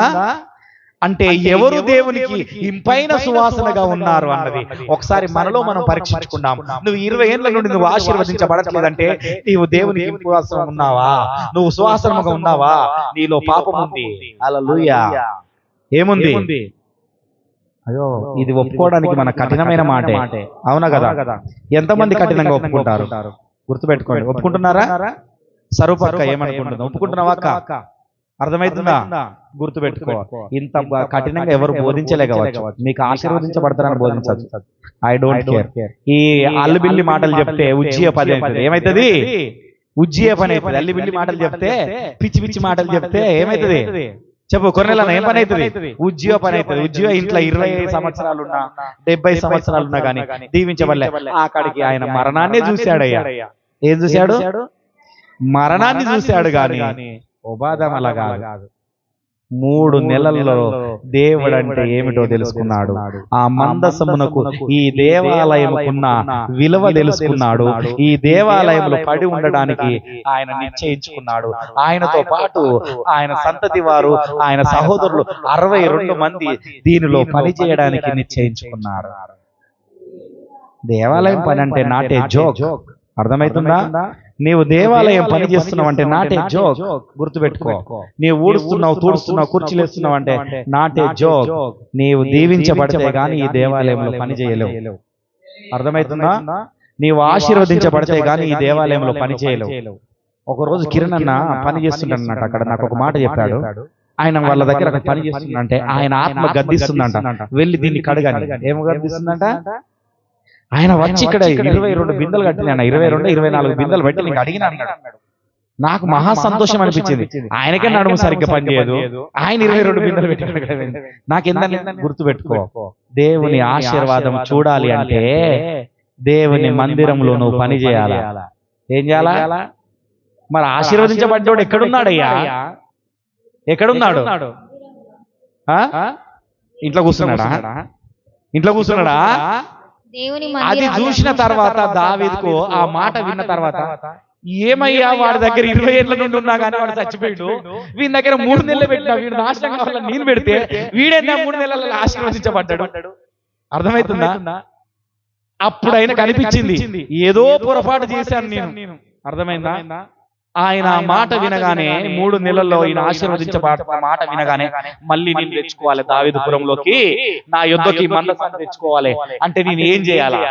గుర్తుపెట్టుకో. ఇది సరి అయిన సమాధానం. నేనేం చేయాలి? అప్పుడు ఆయన కనిపించింది. ఎందుకు 3 నెలల్లో ఆశీర్వదించబడతాడు వైద్యము, కానీ ఏంది ఎలా ఆశీర్వదించబడింది? 20 ఏళ్ళు ఉన్నవాడు చనిపోయాడు, కానీ 3 నెలలు ఉన్నవాడు ఆశీర్వదించబడ్డాడు. ఏం చేయాలని ఆయనకు అప్పుడు కలిగింది. ఆయనకు అప్పుడు ఈ ఆలోచన కలిగి మళ్ళీ తెచ్చుకోవాలన్నప్పుడు ఆయన కడుక్కున్నాడు. హల్లెలూయా. ఆయన కడుక్కొని ఆయనే స్వయంగా దిగి వచ్చాడు. హల్లెలూయా. ముందుకెళ్తూ ఉంటాడు, నాట్యం ఆడుకుంటూ వస్తున్నాడు. ఆయన ఇప్పుడు శూరులు కాదు నాట్యం ఆడేది. ఎవరు? యజమానుడు. ఇంట్లో యజమానురాలు ఇప్పుడు నాట్యం ఆడేది దేవుని ఎదుట. ఆయన పనిగత్తెలు కాదు, శూరులు కాదు. అర్థమైందా? ఇప్పుడు ఎవరు నాట్యం ఆడుతున్నారు? యజమానుడు, రాజు. అయ్యో, కొంతమంది నేను వెళ్ళి ప్రార్థన చేయాలంటే మొహమాటమే దేవుని, నేను ఊడవాలంటే మొహమాటం. అయ్యా నేను మొగన్నయ్యా, నేను ఎట్లా ఊడవాలి చర్చిని? నేను మా ఇంట్లోనే కొద్దిమంది అనుకుంటారు, నేను ఇంట్లోనే చీపురు పట్టాను, ఇక్కడ చీపురు పట్టడం ఏంది? ఆ బిందు నవ్వుతాను, గుర్తు పెట్టుకొని. ఇంట్లోనే చీపురు పట్టాను, నేను వచ్చి చర్చిలో చీపురు పట్టమంటారు అయ్యగారు నన్ను? అర్థమైందా? మా అమ్మ ఉన్నాక నేను ఎందుకు పడతా? అవునా కదా? కానీ యజమానుడి దగ్గర అది లేదయ్యా. ఇప్పుడు యజమానుడు పొరపాటు చేసుకున్నాడు. ఆయన చూశాడేమో, ఆయన గ్రంథాలను తిరిగేశాడేమో, మళ్ళీ యెహోవా నామమునకు భయపడ్డాడేమో. ఇప్పుడు నేను చెప్పినట్టుగా, యెహోవా నీ నామమునకు నేను స్తుతించు, నీ భయంకరమైన నామమును నేను స్తుతిస్తున్నాను భయపడ్డాడేమో. ఎందుకంటే చావులు చూశాడు కళ్ళ ముందట కదా. నీవు కూడా ఎన్నో చావులు చూసినా ఇంకా నువ్వు భయపడతలేవే. మహమ్మారి రోగము నుండి నిన్ను తప్పించినా నీకు భయం లేదే. నీవు దేవునికి ఇంపైన సువాసనగా మారట్లేదే. అప్పుడు ఆయన ఏం చేశాడంటే, కొంచెం ముందుకెళ్దామా? 18వ వచనం చదవండి. దహన బలులను సమాధాన బలులను అర్పించుట చాలించిన తర్వాత, ఒకటి దహన బలి, రెండవది సమాధాన బలి. ఈ రెండింటిని ధ్యానించుకొని ముగించుకున్నాం. ఏం చేసుకున్నాం? దహన బలి అనగా ఇంతకుముందు చెప్పాను ఏ విధంగా చేయాలంటే, దేవునికి సంపూర్ణముగా నువ్వు లోబడి జీవించడం. ఏమిటి? పాప పరిహారం ఖురానికి ఇది. ఇప్పుడు నేను అడిగాను కదా, ఇంతకుముందు చెప్పాను కదా దహన బలి ఏ విధంగా చేయాలన్నాను. ఈ పుర్రె వెంట్రుకలు అన్ని దాని మీద పెట్టి కాల్చాలి. ఏం చేశాను? ఒక దాన్ని ఏమంటున్నాము మనం, ఒక ఎద్దును తీసుకున్నాం, ఎద్దును కోసేస్తారు, మెడను కోసేస్తారు. మెడను కోసినప్పుడు ఇది వేరుగా తెగిపోతుంది, మొత్తం తీసేస్తారు, తలకే తీసేస్తారు. ఈ తలకతో సహా ఆ కట్టెలన్నీ పేర్చి దాని మీద పెట్టి మొత్తం కాల్చేయడమే కదా, దాన్ని ముట్టుకోవడం లేదు. అర్థమైందా? దాన్ని ముట్టుకోవడము లేదు. మనలో కూడా గుర్తుపెట్టుకోండి. ఇప్పుడు నా 30 సంవత్సరాల నుండి నాకు అవగాహన ఉంటే 20 సంవత్సరాల నుండి అవగాహన ఉంటుంది. నేను 30 సంవత్సరాలు నుండి అనుకోండి, నాకు అవగాహన 20 లేదా 15 సంవత్సరాల నుండి ఉన్నది అనుకోండి. ఈ 15 సంవత్సరాల నుండి తెలిసి తెలియని పాపాలు ఎప్పుడో మనకు గుర్తొస్తుందంటే నాకు గుర్తొస్తాయి. చాలా మందికి ఏం తెలుసు అంటే, నేను చాలా నీతిమంతుడని తెలుసు మా ఇంట్లో. మా భార్యకు కూడా తెలుసు కదా, మా ఆయనకు తాగుడు అంటే అసలు అలవాటు లేదు, చాలా మంచోడు అన్న విషయం ఆమెకు తెలుసు ఇంతవరకు. కానీ ఆమెకు తెలియని విషయం ఏంటంటే, నేను హైదరాబాద్ లో పబ్బులకు పోయి తాగేటోని, వేరే హల్లెలూయా. బయట తాగేటోని కాదు నేను, మళ్ళీ వీళ్ళ ముందర తాగేటోని కాదు. అర్థమైందా? మళ్ళీ మనదంతా అఫిషియల్, వేరేటోళ్ళకి కనబడదు. ఇంకోళ్ళకి చూసేది నలుగురితో కూర్చొని దోస్తులు కూర్చునేది కాదు. పబ్బులు అనుకో, అక్కడ ఏముండదు. 1000 రూపాయలు పట్టుకొని పోయినాం అనుకో, నాతో పాటు ఇంకోటి ఉండే మా స్నేహితుడు ఒకడు, పేరు ఎందుకని చెప్తలేను. మేమిద్దరం పోయినాం అనుకో, ఇక అంతేగా. వాడు ఒక 1000 రూపాయలు, నేను ఒక 1000 రూపాయలు అనుకుంటే మంచిగా ఫస్ట్ ఫ్లోర్ సెకండ్ ఫ్లోర్ పోయేది, ఎవరు ఉండదు, చీకటిగా చిన్న డిమ్ము లైట్లు పెడతాడు, కింద డాన్స్ వేసుకుంటాడు, డాన్స్ పైన తింటాడు ఎవడు. ఆడ పోయి మంచిగా ఆర్డర్ పెట్టుకొని ఇద్దరం కూర్చొని ఒకరికొకరు మాట్లాడుకుంటూ మంచిగా తాగేటోళ్ళం. మళ్ళీ ఎంత తాగి కూడా 2, 3, 4 బీర్లు తాగిన కానీ మళ్ళీ తాగనట్టుగా నిరనట్టుగా ఉండేటోడు. ఏం చేసేది? బయటికి కనబడకపోయేది, మళ్ళీ తాగినలాగా మళ్ళీ వచ్చేది నార్మల్. మళ్ళీ ఇతరులకు చూస్తే, బయట చూసినా ఎవరు చూసినా కానీ నేను అసలు తాగ. ఇంతవరకు నేను చెప్తున్నా కదా, ఇప్పటి వరకు మా భార్యకు తెలియదు ఈ విషయం, మీ అందరికీ తెలియదు. ఇప్పటికి కూడా ఒక్కసారి 2 సార్లు మా తల్లి దొరకబట్టింది నన్ను. ఎవరు దొరకబట్టిల్లు? ఏం రవై నీ దగ్గర ఏదో వాసన తేడా వస్తాను, ఒకసారి కళ్ళు తాగింది. ఆమె కళ్ళు తాగేది అలవాటు ఉన్నది కదా, నీ దగ్గర కళ్ళు తాగిన వాసన వస్తాను ఏందిరా అంటే, ఒక ఏం మాట్లాడుతున్నాను అనగానే, అరే నాకు తెలుసురా, నేను నాన్నతో చెప్పాను కానీ ముందుగా వెళ్ళి స్నానం చేయాలి. అట్లా 2, 3 సార్లు మన దొరకబట్టి ఇలాంటి వాళ్ళు తల్లి వెనకేసుకునే వాళ్ళు ఉంటారు. ఎట్లా యాకోబును తల్లి వెనకేసుకురాలేదా ఏశావు గురించి కాకుండా రొమ్ము కట్టుకొని. అయితే ఇలాంటి పాపములు కూడా అప్పుడప్పుడు నాకు గుర్తొచ్చినప్పుడు నేను దేవుని ఎదుట ఒప్పుకుంటుంటాను, ప్రభువా రహస్యముగా చేశానే, తల్లిదండ్రులకు తెలియదు, భార్యకు తెలియదు, పిల్లలకు తెలియదు, ఆ రహస్యంగా చేసిన పాపాన్ని క్షమించండి. ఇది కదా సరి అయిన దహన బలి. అర్థమవుతుందా? ఎవరు చూడకుండా నువ్వు చేశావు, ఇతరులకు తెలియదు, కానీ నీవు చేసిన తప్పేదో నీకు తెలుసు. నీవు ఏ దొంగతనంగా చూసుకొని దేవేందర్ ఎన్నిసార్లు చెప్పిన అంబర్ మారా నీలో ఒకటి ఉన్నది, అది మార్చుకోవా అని చెప్పినా కానీ ఆయన తెలియకుండా పోయి వేసుకునేది ఎవరికి తెలుసు? అది ఆయన ఎదుట నీవు సరి అయిన దహన బలిగా నీలో గుర్తొచ్చినప్పుడు ఈ రోజు నువ్వు ఆయన ఎదుట ఒప్పుకుంటానే ఆయనకు సరి అయిన దహన బలివి నువ్వు. అర్థమవుతుందా? ఇప్పుడు అర్థమైందా దహన బలి అంటే ఏమిటో? నీలో వెంట్రుక మాత్రము కూడా, ఏ మాత్రము? ఈ వెంట్రుక మాత్రము కూడా పాపము గుర్తొచ్చినా నీకు గుర్తొస్తుంది, నువ్వు పవిత్రము కడగబడుతుంటా అంటే నీకు ఆ పాపము గుర్తొస్తుందంటే నీ మొదటి స్థితిని జ్ఞాపకం చేసుకో అని దేవుడు ఎందుకు అంటున్నానంటే, ఆ మొదటి స్థితిలో అప్పుడు ఉన్నానయ్యా, ఇప్పుడు నన్ను కడుగుతున్నావు, అందును బట్టి నీకు స్తోత్రములు. అర్థమవుతుందా? నేను మాట్లాడుతున్నా అంటే కూడా కొద్ది మందికి పాపాలు గుర్తొస్తున్నాయి, నాకు తెలుసు ఆ విషయం. హల్లెలూయా. దేవుడు నాకు చెప్తున్నాడు, మీరు చేసిన దాన్ని బట్టి ప్రభువా నన్ను క్షమించు. ఇతరులకు చెప్పనవసరం లేదా, నీ పక్క పొంటి కాదు చెప్పాల్సింది, నీ ప్రభువుకు చెప్పు. ఎవరికి చెప్తావు? నీ ప్రభువుకు చెప్పడంలో తప్పు లేదు. ఆ పాపముల నుండి వాటన్నిటి నుండి నువ్వు ఎప్పుడైతే పరిహారార్థ బలైతావో అప్పుడు రెండవదిగా నువ్వేం చేయాలంటే సమాధాన బలి ఇవ్వాలి. హల్లెలూయా. ఏమైంది? మొదట మొత్తం కడిగేసుకుని మొత్తం దయించేసిండు. అర్థమవుతుందా? ఎద్దును పెట్టిండో, మేకను పెట్టిండో, పావురాన్ని పెట్టిండో, ఆడ పెట్టి మొత్తం కాల్చేసిండు ఏం లేకుండా. ముందట నేను అందుకనే ప్రార్థన చేసినప్పుడు ఏమంటా, దేవా నేను పాపిని నన్ను క్షమించని ప్రార్థన చేసుకోవాలని చెప్పానా చెప్పలేదా? ప్రార్థన ఎలా చేయాలని చెప్పలేదా? చెప్పలేదా? సులోచన అక్క ఎట్టినావు? ఏం చెప్పిన నేను?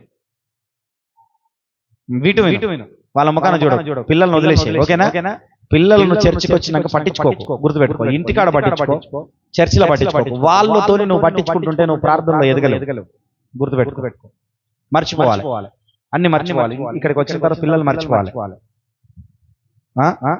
అయితే ఈ ఏం చేశారంటే ఈ దహన బలి నీలో ఎప్పుడైతే ఉండి నీవు పాప ప్రాయచిత్తము జరిగినట్టు నీవు దేవుని వైపు అయితే ఎప్పుడైతే నీ దహన బలిని సరి అయిన దహన బలిని అర్పిస్తావో మొదట, అప్పుడు దేవునికి నువ్వు ఇష్టం అవుతావు.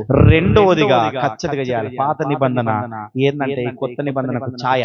ఏమిటి? పాత నిబంధన నీడ లాంటిది. కానీ కొత్త నిబంధనలకు ఇంకా కఠినమైన ఆజ్ఞలు ఉన్నాయి. ఇంకా మీకు తెలుసో తెలియదు. ఈ పాతని దీన్ని బట్టి చూస్తే పాత నిబంధనే బెటర్. అర్థమైనా? వాళ్ళకి ఇచ్చిన 613 ఆజ్ఞలే బెటర్ అనిపిస్తుంది. దేవుడు ఇచ్చినప్పుడు 2 ఆజ్ఞలు ఇచ్చాడు కొత్త నిబంధనలు, కానీ చాలా కఠినమైన ఆజ్ఞలు ఇచ్చాడు. పాత నిబంధనలు 613 ఆజ్ఞలు ఇచ్చాడు. హల్లెలూయా. ఎన్ని? 613 పాటించడం ఒకటి, ఈ 2 ఆజ్ఞలు పాటించడం ఒకటి. అర్థమవుతుందా? ఎన్ని ఆజ్ఞలు? 2. అదే నీ దేవుడైన యెహోవాను స్తుతించడం చాలా కష్టమైన పని. నిన్ను వల్ల నీ పొరుగు వారిని ప్రేమించడం ఇంకా చాలా కష్టమైన పని. అంతేనా కదా? ప్రేమిస్తారా? నేను నిన్న వద్దు కానీ ప్రభు అదే. అయితే రెండోది ఏమిటంటే సమాధాన బలి. ఏమిటి? ఈ సమాధాన బలి ఏంటంటే దేవునికి ఇచ్చిన తర్వాత మళ్ళీ కృతజ్ఞతగా ఇచ్చేటోళ్ళు. ఏమి ఇచ్చేటోళ్ళు? మళ్ళీ ఒక మేకను, మళ్ళీ దాన్ని ఫస్ట్ ఏమో దహన బలి పాప పరిహార్థం గురించి ఆ బలి ఇచ్చేటప్పుడు అంట ఏం చేసేది దగ్గర ఫస్ట్ దహన బలి ఇచ్చేటప్పుడు ఎవరైతే దహన బలి ఇచ్చేటోళ్ళో వారు ఏం చేస్తారంట, వారి అరిచెయ్యి దాని తల మీద పెట్టేటోళ్ళు. ఏం చేస్తుంది? దాన్ని కాల్చడానికి ఏం చేసేది? అందుకనే ప్రార్థన అయిపోయిన తర్వాత ప్రతి ఒక్కరు గుర్తుపెట్టుకోండి, మీకు తెలుసో తెలియదు, పాస్టర్ తో ప్రార్థన చేయించుకొని పోవాలి, తల మీద చేయి పెట్టించుకొని పోవాలి. ఏం చేసుకోవాలి? అవన్నీ దానికి పోదేది. ఈ దహన బలి చేసేటప్పుడు ఎవరైతే దహన బలి ఇస్తున్నారో, ఇప్పుడు ఎగ్జాంపుల్ సంధ్య ఉంది, ఈ సంధ్య దహన బలి ఇచ్చేటప్పుడు ఆమె ఏం చేయాలంటే దాని తల మీద ఇట్లా చేయి పెట్టాలి. ఏ మేక అవుతుందో, ఏ గొర్రెని ఇస్తున్నాడో దానికి ఏం చేయాలా, తల మీద చేయి పెట్టినప్పుడు నీ పాపములన్నీ దానికి పోతున్నాయి అన్నమాట. ఏం పోతున్నాయి? దేనికి పోతున్నాయి? ఆ గొర్రె పిల్లకు పోతున్నాయి. ఆ గొర్రె పిల్లను ఏం చేస్తున్నావు నువ్వు? పూర్తిగా తగలబట్టేస్తున్నావు. ఇప్పుడు సమాధాన బలి ఇచ్చినప్పుడు మళ్ళీ రెండోది ఏం చేస్తున్నావు? మళ్ళీ ఒకటి ఇచ్చినప్పుడు ఈ సమాధాన బలి ఏం చేస్తున్నావు అంటే ఈ సమాధాన బలిని 3 విధాలుగా విభజిస్తున్నావు. ఎన్ని విధాలుగా? చాలా ప్రాముఖ్యమైనది. ఈ సమాధాన బలి ఏంటంటే ఏ విధంగా ప్రవర్తించదంటే మొదట 3 విభాగాలుగా చేసి మొదటి భాగం దేవునికి ఇచ్చేదట, రెండో భాగం యాజకునికి ఇచ్చేది, మూడో భాగంతో తానును తన కుటుంబమును సంతోషపడేది. ఎన్ని భాగాలైనా? ఈ 3 భాగాలు చేసే వాళ్ళు చాలా తక్కువ మంది ఉంటారు. దేవునికి ఇచ్చేది అనుకుంటే కానుకలు పెట్టి వేసేది, అది దేవుని. దాన్ని యాజకుడు కూడా తీసుకోవడానికి లేదు. చాలా మంది తెలియదు. కానుకల బడ్డది యాజకుడు వాడకూడదు. ఎవరు వాడకూడదు? అది దేవుడు ఏది చెప్తాడో అది వాడాలి. మరి యాజకునిది ఏమిటి? దశమ భాగం. అందుకని ఇక్కడ ఏం చేసాడు? 3 సమాధాన బలి వచ్చే వరకు 3 భాగాలు చేసేసాడు. ఏం చేశాడు? అర్థమైంది? 2 ప్రాముఖ్యమైన ఏం చెప్పాను? ఏం చెప్పాను? సమాధాన బలిలోకి వచ్చే వరకు అది దేవునికి వదిలేసేయి, రెండోది నీ యాజకునికి ఇచ్చేయి, మూడోది మాత్రం నువ్వు తీసుకొని ఉండు. దానితో పాటు నీవును నీ కుటుంబమును సంతోషంగా ఉండమంటున్నాడు. మళ్ళీ ఇది ఇంకా ఆ సంతోషాన్ని ఏం చేశాడంటే ఉపధ్యాయ చేశాడు. హల్లెలూయా. ఇవి ఉపధ్యాయ చేశాడు. 3 నెలల్లో ఆశీర్వదించబడ్డాడు.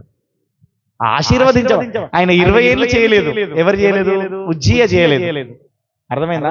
20 ఏళ్ళు చేయలేదు, కానీ ఈయన 3 నెలలు చేశాడు, ఆశీర్వదించబడ్డాడు. ఈయనకున్న తేడా ఏమిటంటే ఇది: ఆయన సరైన దహన బలి ఇయ్యలేదు, సరైన సమాధాన బలు 20 నెలల్లో. ఈయన 3 నెలల్లో సరైన దహన బలి ఇచ్చాడు, సరైన సమాధాన బలి ఇచ్చాడు. అర్థమైందా? ఏమేం చేశాడు? సరైన దహన బలి ఇచ్చాడు, సరైన సమాధాన బలి ఇచ్చాడు, ఆశీర్వదించబడ్డాడు. ఆయన ఆశీర్వాదం చూసి రాజే ఏం చేశాడు? కుళ్ళుకొని నాకు మళ్ళీ ఆశీర్వాదం కావాలని మళ్ళీ స్వయంగా వచ్చాడు. ఎవరు వచ్చారు? గుర్తుపెట్టుకో. మళ్ళీ నీవు ఆశీర్వదించబడుతున్నావంటే నీ ఆశీర్వాదాన్ని చూసి ఇంకోరు నీ దగ్గరికి రావాలి. ఎట్లా ఆశీర్వదించబడ్డావయ్యా నువ్వు? వింటున్నావు అమ్మా? అర్థమవుతుందా? మన నిద్ర మబ్బులో ఉన్నారు. ఒకసారి నిలబడండి అందరూ. ఏమని చెప్తున్నా? నిలబడాలి. రిబా కరాల రబా షరులి రిబాందురాల రబాసి కరాల రబా సరులి రిబాందురాల. ఎందుకు అంటే నిలబడాలంటే ఈ దహన బలి ఎందుకు ఇవ్వాలంటే నేను ఒక మాట చెప్తాను. సామెతలు తీయాలి, అందరు తీయాలి. సామెతలు 19వ అధ్యాయం 2వ వచనం. 19:2 సామెతలు 19:2. ఏలియా ఏం కాదు, నిలబడు. నీ కాళ్ళ నొప్పులన్నీ పోతాయి. నిలబడడం నేర్చుకో దేవుని సన్నిధిలో. నిలబడు. 19:2 మైక్లో చదవక. ఒకడు తెలివి లేకుండా ఏమంట? ఎంతమందికి తెలివి లేదు మరి? అయ్యో, నేను చెప్పట్లేదు, నా గ్రంథం చెప్తుంది. అయ్యా, నేను పట్టుకున్న గ్రంథం చెప్తుంది. మీ దగ్గర గ్రంథాలు ఉన్నాయా? ఎంతమంది దగ్గర ఉన్నాయి గ్రంథాలు? చేతులేపండి అందరు. ఎంతమంది దగ్గర గ్రంథాలు ఉన్నాయి? మీ గ్రంథం ఏం చెప్తుంది చూడండి. 19వ అధ్యాయం 2వ వచనం చదవాలి. ఒకడు తెలివి లేకుండా మంచిది కాదు, ఏందట? తొందరపడి నడుచువాడు నాకన్ని తెలుసులే. ఏమిటి? నాకు అన్ని తెలుసులే. 20 ఏళ్ల నుండి చెప్తాను నువ్వు నాకు చెప్పడం అయినవయ్యా. 20 ఏళ్ల నుండి ప్రభువుని నమ్ముకున్నా, నాకు తెలియదా? నాకు అన్ని తెలుసు. ఒక ఆయన అన్నాడట, నాకు అన్ని తెలుసు, నేను పుత్రుణ్ణి. మీరయ్యా నిన్నగాక మొన్న వచ్చాను, మీరు దత్తపుత్రులు, నాకే చెప్తున్నావా? నువ్వు 3 సంవత్సరాల నుండి ప్రసంగం చేస్తున్నావు, నీకేం తెలుసయ్యా? 20 ఏళ్ల నుండి ప్రసంగాలు వింటున్నా, నాకంటే నీకు ఎక్కువ తెలుసా? నీ వయసుకు ఎక్కువ ఉన్నావు నేను, నీ వయసు కంటే నేను ఎక్కువగా నేను దేవుణ్ణి తెలుసుకున్నవాడిని. అర్థమైందా? అలా అనుకున్న వాళ్ళు మన దగ్గరనే ఉన్నారు. దేవుడు నాకు చెప్తాడు. హల్లెలూయా. అర్థమైందా కదా? ఇప్పుడు అనుకోవచ్చు, ఒకవేళ మన రాజు అని అనుకోవచ్చు. రాజు దాంట్లో ఒకటి కడియేసి చెప్తున్నా, ఈ కాంచెలు నువ్వు రాజు. హల్లెలూయా. నేను ఇక్కడ చెప్తున్నా, గుర్తుపెట్టుకో, దేవుడు నిన్ను రాజుగా దీవించబోతున్నాడు. ఆమేన్. దేవుని సేవకుడిగా నేను చెప్తున్నాను, నీ ఒక రాజు కాబోతున్నావు. ఆమేన్. నీ ఇంటిలో స్వస్థతను చూస్తున్నావు, నీ ఇంటిలో నువ్వు ఆశీర్వాదాన్ని చూస్తున్నావు. ఆమేన్. దేవుడు నాకు చెప్తున్నాడు, గుర్తుపెట్టుకో, ఇది దేవుడు నా మీద ఉండి పలుకుతున్న మాటలు. ఆమేన్. అర్థమైందా? దేవుడు నాలో ఉండి నేను నీకు ఈ పలకడానికి స్వయంగా దేవుడే నా యొద్ద దిగి వచ్చాడు. నా తల నుండి మొదలు పెడితే అరి పాదాల వరకు నాలో తిమ్మిరెక్కేసిపోయింది. హల్లెలూయా. వచ్చినప్పుడు నీకు పలికిన పలకలు ఇవే. హల్లెలూయా. ఆమేన్. గుర్తుపెట్టుకో, దేవునికి నువ్వు సమాధాన బలి ఏ విధంగా ఇవ్వడం నేర్చుకో. దేవునికి ఇచ్చేటప్పుడే ఇది రాదు. గుర్తుపెట్టుకోండి, మొన్నటి ప్రాంతంలో ఒక 2-3 రోజుల ప్రాంతంలో నా దగ్గర చెప్పకూడదు కానీ చెప్తున్నా, 100 రూపాయల కంటే ఎక్కువ లేవు. ఎంత? ఓన్లీ 100 రూపీస్ పెట్రోల్ పోసుకోవాలి. ఆ పెట్రోల్ కూడా పోయిరాదో తెలియదు. కానుకలు పడుతున్నారు అక్కడ. ఏం చేస్తున్నారు? నేనేమో పెట్రోల్ పోసుకోవాలి, మళ్ళీ ఇంటికి పోవాలి. గుర్తుపెట్టుకోండి, కానుకలు పడుతున్నారు. నా పానం తీసుకుంటాను చేతులు. ఏం తీసుకుందండి? ఏం చేయాలి? ఏమైతే అది కానీ ఇక మనసులో అనుకున్నా, ఏమైతే అది కానీ ముందైతే అంతే. ఇంకో మాట ఆలోచించలే. అది వేసి అసలు పెట్రోల్ పోసులు కూడా మర్చిపోయినా. ఏం మర్చిపోయినా? పెట్రోల్ పోసులు కూడా మర్చిపోయినా. కానీ బండి ఇంటికి వచ్చింది, ఇంటికి అంచెలు తిరుగుతూనే ఉన్నది. ఇంకా ఏం జరిగింది? మళ్ళీ 2 రోజుల తర్వాత ఈ విషయాన్ని ఆలోచించుకున్నా. ఎన్ని రోజుల తర్వాత? 2 రోజుల తర్వాత ఆలోచించు. 2 రోజుల నుండి పెట్రోల్ వేయలేదు కదా. అర్థమైందా? 2 రోజుల నుండి పెట్రోల్ వేయలేదే, బండి బాగానే నడుస్తుంది. How is possible? yes, సమాధాన బలి నాది. హల్లెలూయా. ఏం బలి? మొదట పిసుకున్నాను, కాదనట్లేదు. మొదట పడ్డాను, కానీ అది సమాధాన బలి కాదు. అర్థమైందా? సమాధాన బలి అంటే ఏమిటో తెలుసుకున్నాను, దహన బలి అంటే ఏమిటో తెలుసుకున్నాను. నేను కూడా ఈ రోజు దహన బలి, సమాధాన బలి గురించి నువ్వు తెలుసుకున్నావంటే నీవు 3 నెలల్లో ఆశీర్వాదం చూస్తావు. ఎన్ని నెలల్లో చూస్తావు? ఎన్ని నెలలు? 3 నెలలు. ఇప్పటి నుండి ఎన్ని నెలల్లో ఆశీర్వాదం చూడాలి? 3 నెలలు. ఉన్నదా లేదా బైబిల్లో? నా సొంత మాటలు చెప్తున్నానా? మరి నువ్వు 3 నెలల్లో నువ్వు ఆశీర్వదించబడతలేవంటే ఏమిటి? నీ దగ్గర దహన బలి సరిగ్గా లేదు, నీ దగ్గర సమాధాన బలి సరిగ్గా లేదు. అందుకనే నువ్వు ఆశీర్వదించబడట్లేదు. అందుకనే 20 ఏళ్ళైనా నువ్వు ఆశీర్వదించబడతలేవంటే నీ కారణం ఏమిటో తెలుసా? నీ దగ్గర దహన బలి సరిగ్గా లేదు, సమాధాన బలి సరిగ్గా లేదు. అర్థమవుతుందా? ఈ 2 నీ దగ్గర ఉన్నప్పుడు నీవు ఆశీర్వదించబడతావు. మొదట ఏమిటి? మొదట పాప పరిహారార్థం జరగాలి. ప్రతి విషయాన్ని గుర్తు చేసుకొని ఆయన ఎదుట ఒప్పుకోవాలి. రెండవదిగా దేవునికి, యాజకుడికి నీది నీకేదే కావాలి. హల్లెలూయా. ఎవరిది వాళ్ళకి సపరేట్ చేసుకోవాలి. అప్పుడే నువ్వు ఆశీర్వదించబడతావు.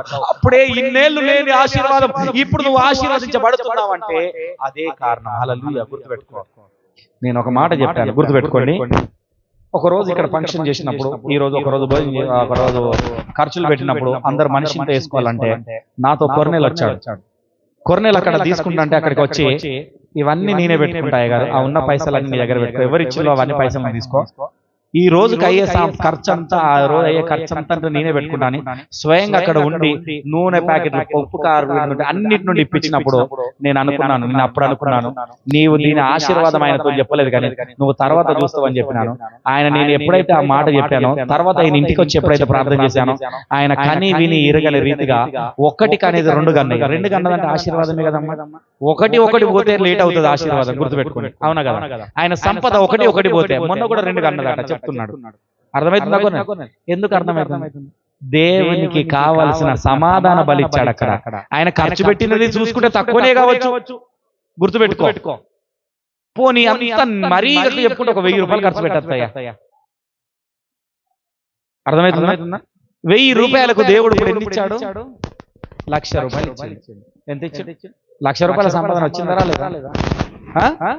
చెప్పు మరి, నువ్వు నిజంగా చెప్తాను, జోగి చెప్పు. 6 నెలల్లో 1,00,000 రూపాయలు సంపాదించుకుంటావు. 5-6 మేకలట అన్ని 2 వేసుకుంటూ పోయినాయి. ఎన్ని? ఒక 5 ఎత్తే 5, ఇక్కడ ఏమైనాయి 5 15 అయినాయి. ఎన్నైనాయి? మరి ఎవరితో సహవాసం ఎవరిది? నేను చెప్పిన సహవాసం ఏమిటి మరి? 3 నెలల్లో ఆశీర్వదించబడాలని చెప్పాను. కొంతమందికి అయితే గిలా చేయండి అయ్యా, గిలా బ్రతకండి అయ్యా, గివన్న నేర్చుకోండి నీకు పని కానప్పుడు అని చెప్తే అట్లా కూడా రావట్లేదు. కొద్దిమంది చెప్పుకోవట్లేదు. ఏలియాకైతే ఎన్నోసార్లు చెప్పినా, నువ్వు బయటికి గీటికి పోడు బంద్ చేయి, నీకు అవసరమైతే ఇక్కడ వేసుకో, వెనక గూటేసుకో, ఆ కోల్లో గీల్లో నీకు శాంత కాదు, వేసుకో.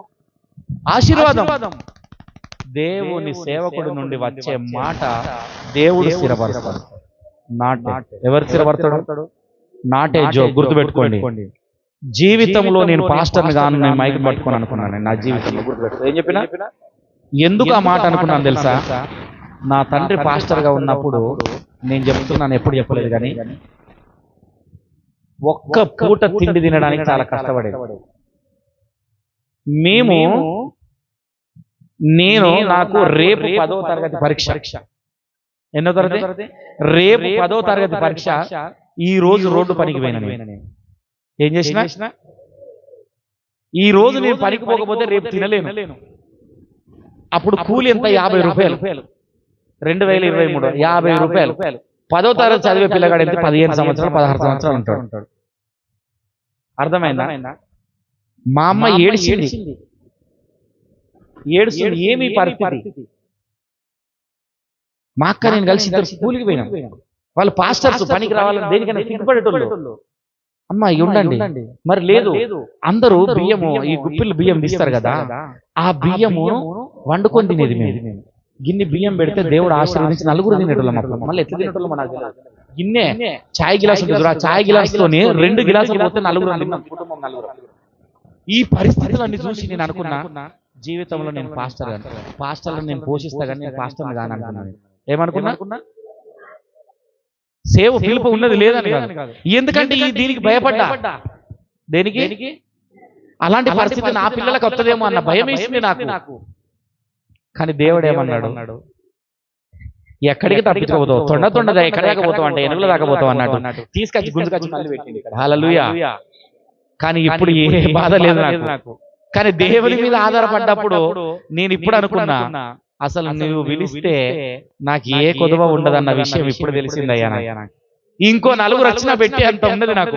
అప్పటిదప్పుడే వడ్డీ పెట్టి అంత ఉన్నది. 4 కాదు 40 మంది వచ్చినా కానీ అప్పటిదప్పుడే. హల్లెలూయా.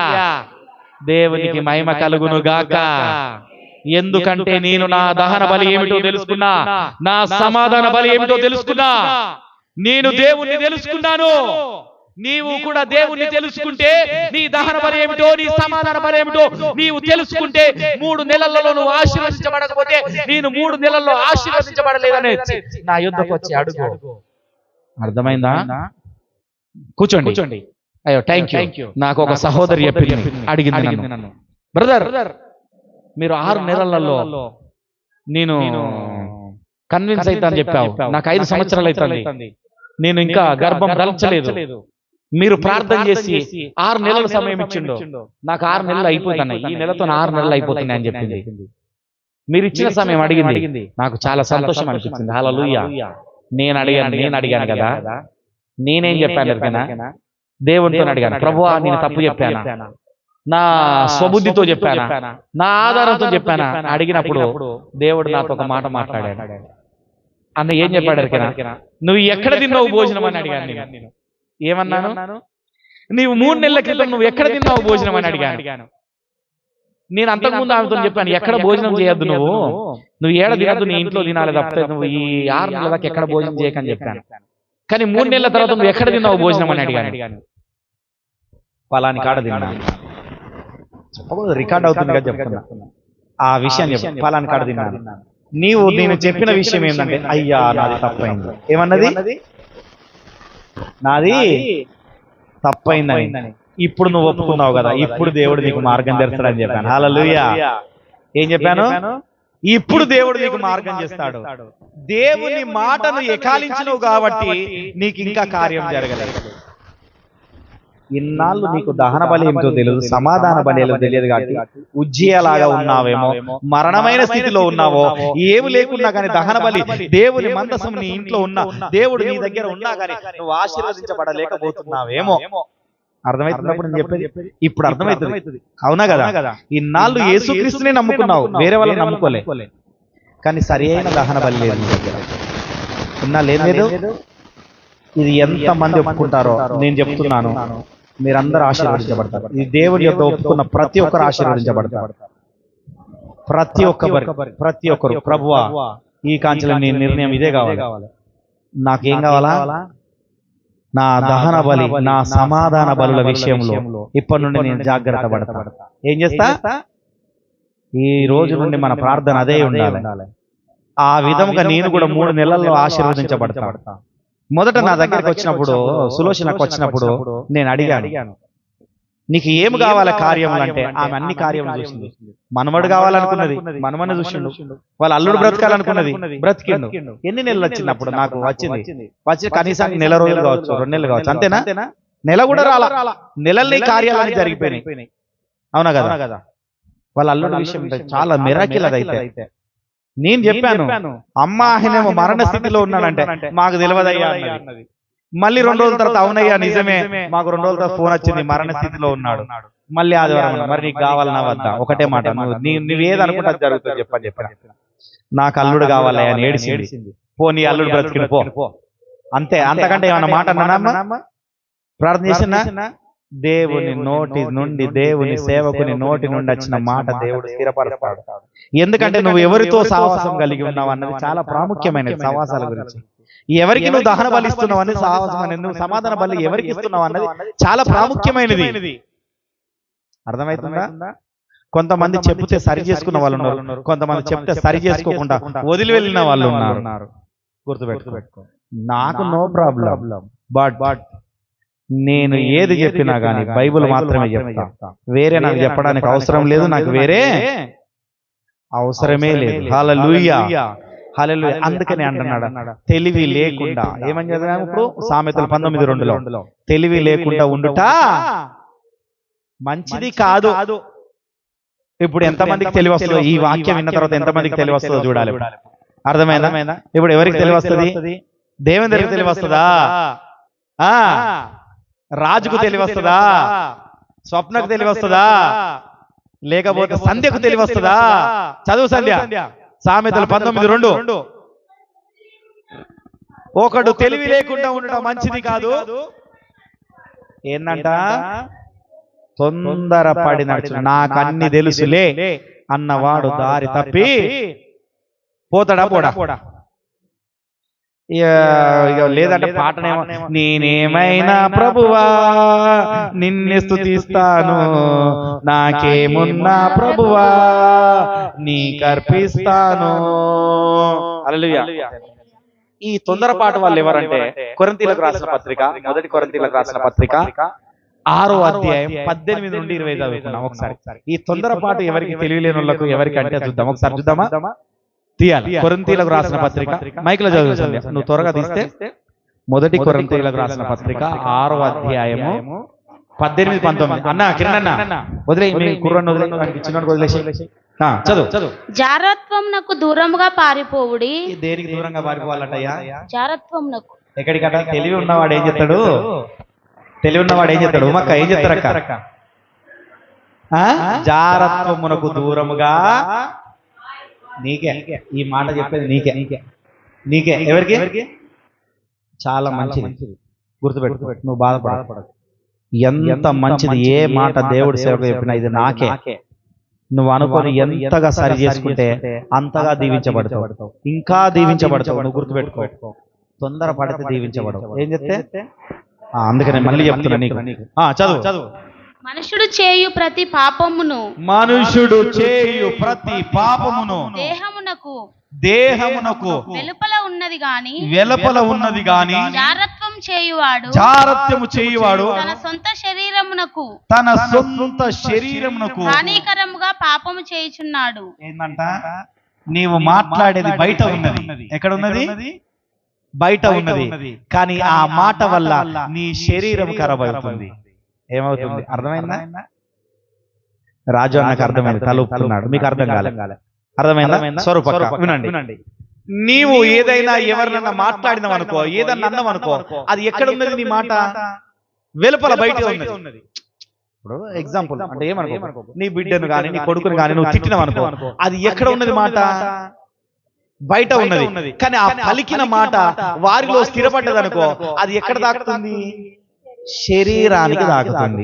మళ్ళీ బాధపడవలసింది ఎవరు? అర్థమైందా కాలేదా? ఇప్పుడు నీ భర్తకి ఏమన్నా అయిందనుకో, బాధ ఎవరికి కలుగుతుంది? మరి నీకు దాకలే కదా.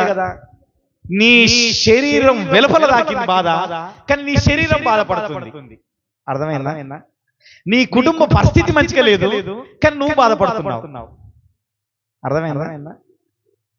అది జారత్వమునకు దూరంగా ఉండడం. అంటే తెలివి లేకుండా బ్రతకడం అన్నమాట. తెలివి లేకుండా ఉండడం ఏమిటి? ఎంత భయంకరమో చూసావా మనం?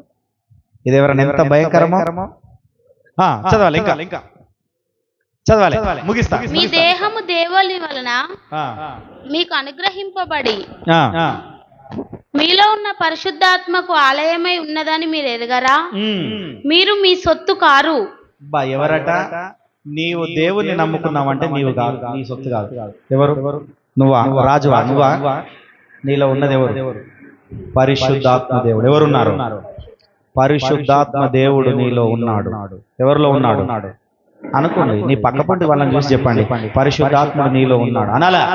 చూసి చెప్పాలి, పరిశుద్ధాత్ముడు నీలో ఉన్నాడు. పరిశుద్ధాత్ముడు నీలో ఉన్నాడు. ఈ శరీరం నీది కాదు, ఈ మనసు నీది కాదు. చెప్పండి అయ్యా, నీ శరీరం కాదు, ఆత్మ కూడా నీది కాదు. అర్థమైందా? నీ దేవుంది, పరిశుద్ధాత్ముడు నీలో ఉన్నాడు. అర్థమవుతుందా? ఈ కాంచెని నీ మాటను స్థిరపరచబోతున్నాడు. ఆమె చెప్పట్లేదు ఏంటి? ఓ దేవుడా, రిసీవ్ చేసుకోవడం లేకపోతే ఆశీర్వదించబడలేదు. సరి అయిన సమాధాన బలి లేకపోతే ఆశీర్వదించబడలేదు. దేవుని సేవకుని నోట వచ్చిన మాటను నువ్వు రిసీవ్ చేసుకోవాలి. అట్లా సురేష్నకలా ఊకే పిల్లలు పట్టుకొని ఉండద్దు. ఆమెకు పిల్లల మీద ఉన్న ప్రేమ దేవుని మీద లేదు. మరి ఎప్పుడు వాళ్ళనే పట్టుకొని ఉంటున్నావు? లేదు. నేను నా గురించి తెలియదు. మా ఇంట్లో చూడండి, ఇంత కర్ర పట్టుకొని ఉంటా. గుర్తుపెట్టుకోండి, అస్సలు ఊరుకోండి నేను పిల్లల విషయంలో. మా పిల్లలను మీరు పిలుచుకొని అడగండి, ఎప్పుడన్నా ఉంటే ఎట్లా కొడుతున్నా అడగండి ఒకసారి. మీరే సొంతగా పిలుచుకొని అడగండి, ఎప్పుడన్నా మీ డాడీ కొడతారా అని అడగండి. అర్థమైందా? అస్సలు ఇయ్యను గౌరవం. బెత్తం వాడకపోతే పిల్లలు ఖరాబ్ అవుతారు. నువ్వు చర్చికి వస్తావు, నీ కొడుకుని బిడ్డలు రావు చర్చికి. ఎందుకు రాదు? నువ్వు బెత్తం వాడట్లేదు ఎప్పటి నుండి. పెద్ద పెరిగినా సరే అవసరం లేదు రా బాయ్, నువ్వు చర్చికి రాని వాడిని నా ఇంట్లో ఉండకు, వెళ్ళిపో అంటే కథం. నేనైతే అంత కఠినంగానే ఉంటా. మీకు విషయం తెలుసో తెలియదు, మా నాన్న అన్నాడు నన్ను, గుర్తుపెట్టుకోండి, మీకు తెలుసో తెలియదు, ఈ మాట ఎప్పుడు చెప్పలేదు. మా నాన్న ఎప్పుడు అడగండి, నేను ఇంట్లో నుండి పారిపోయాను. నీవు నాతో సావాసం చేయని వల్ల నువ్వు చర్చికి వెళ్ళని, నువ్వు రావద్దు, నువ్వు దేవునితో ఉండని, నా ఇంట్లో ఉండద్దు అన్నాడు. ఏడ్చుకుంటూ చెప్పాడు. ఏం చేసుకుంటా? నీతో ఉండేది ఏంటని నేను వెళ్ళిపోయినా హైదరాబాద్కు.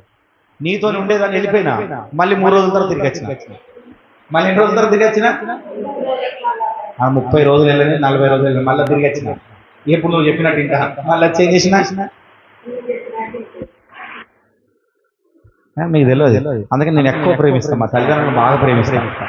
అర్థమైంది? వాళ్ళు ఎంత తెచ్చినా ఏమన్నా కానీ ఏమన్నా. మా భార్యకి తెలుసా ముచ్చట. ఎందుకు తెలుసా?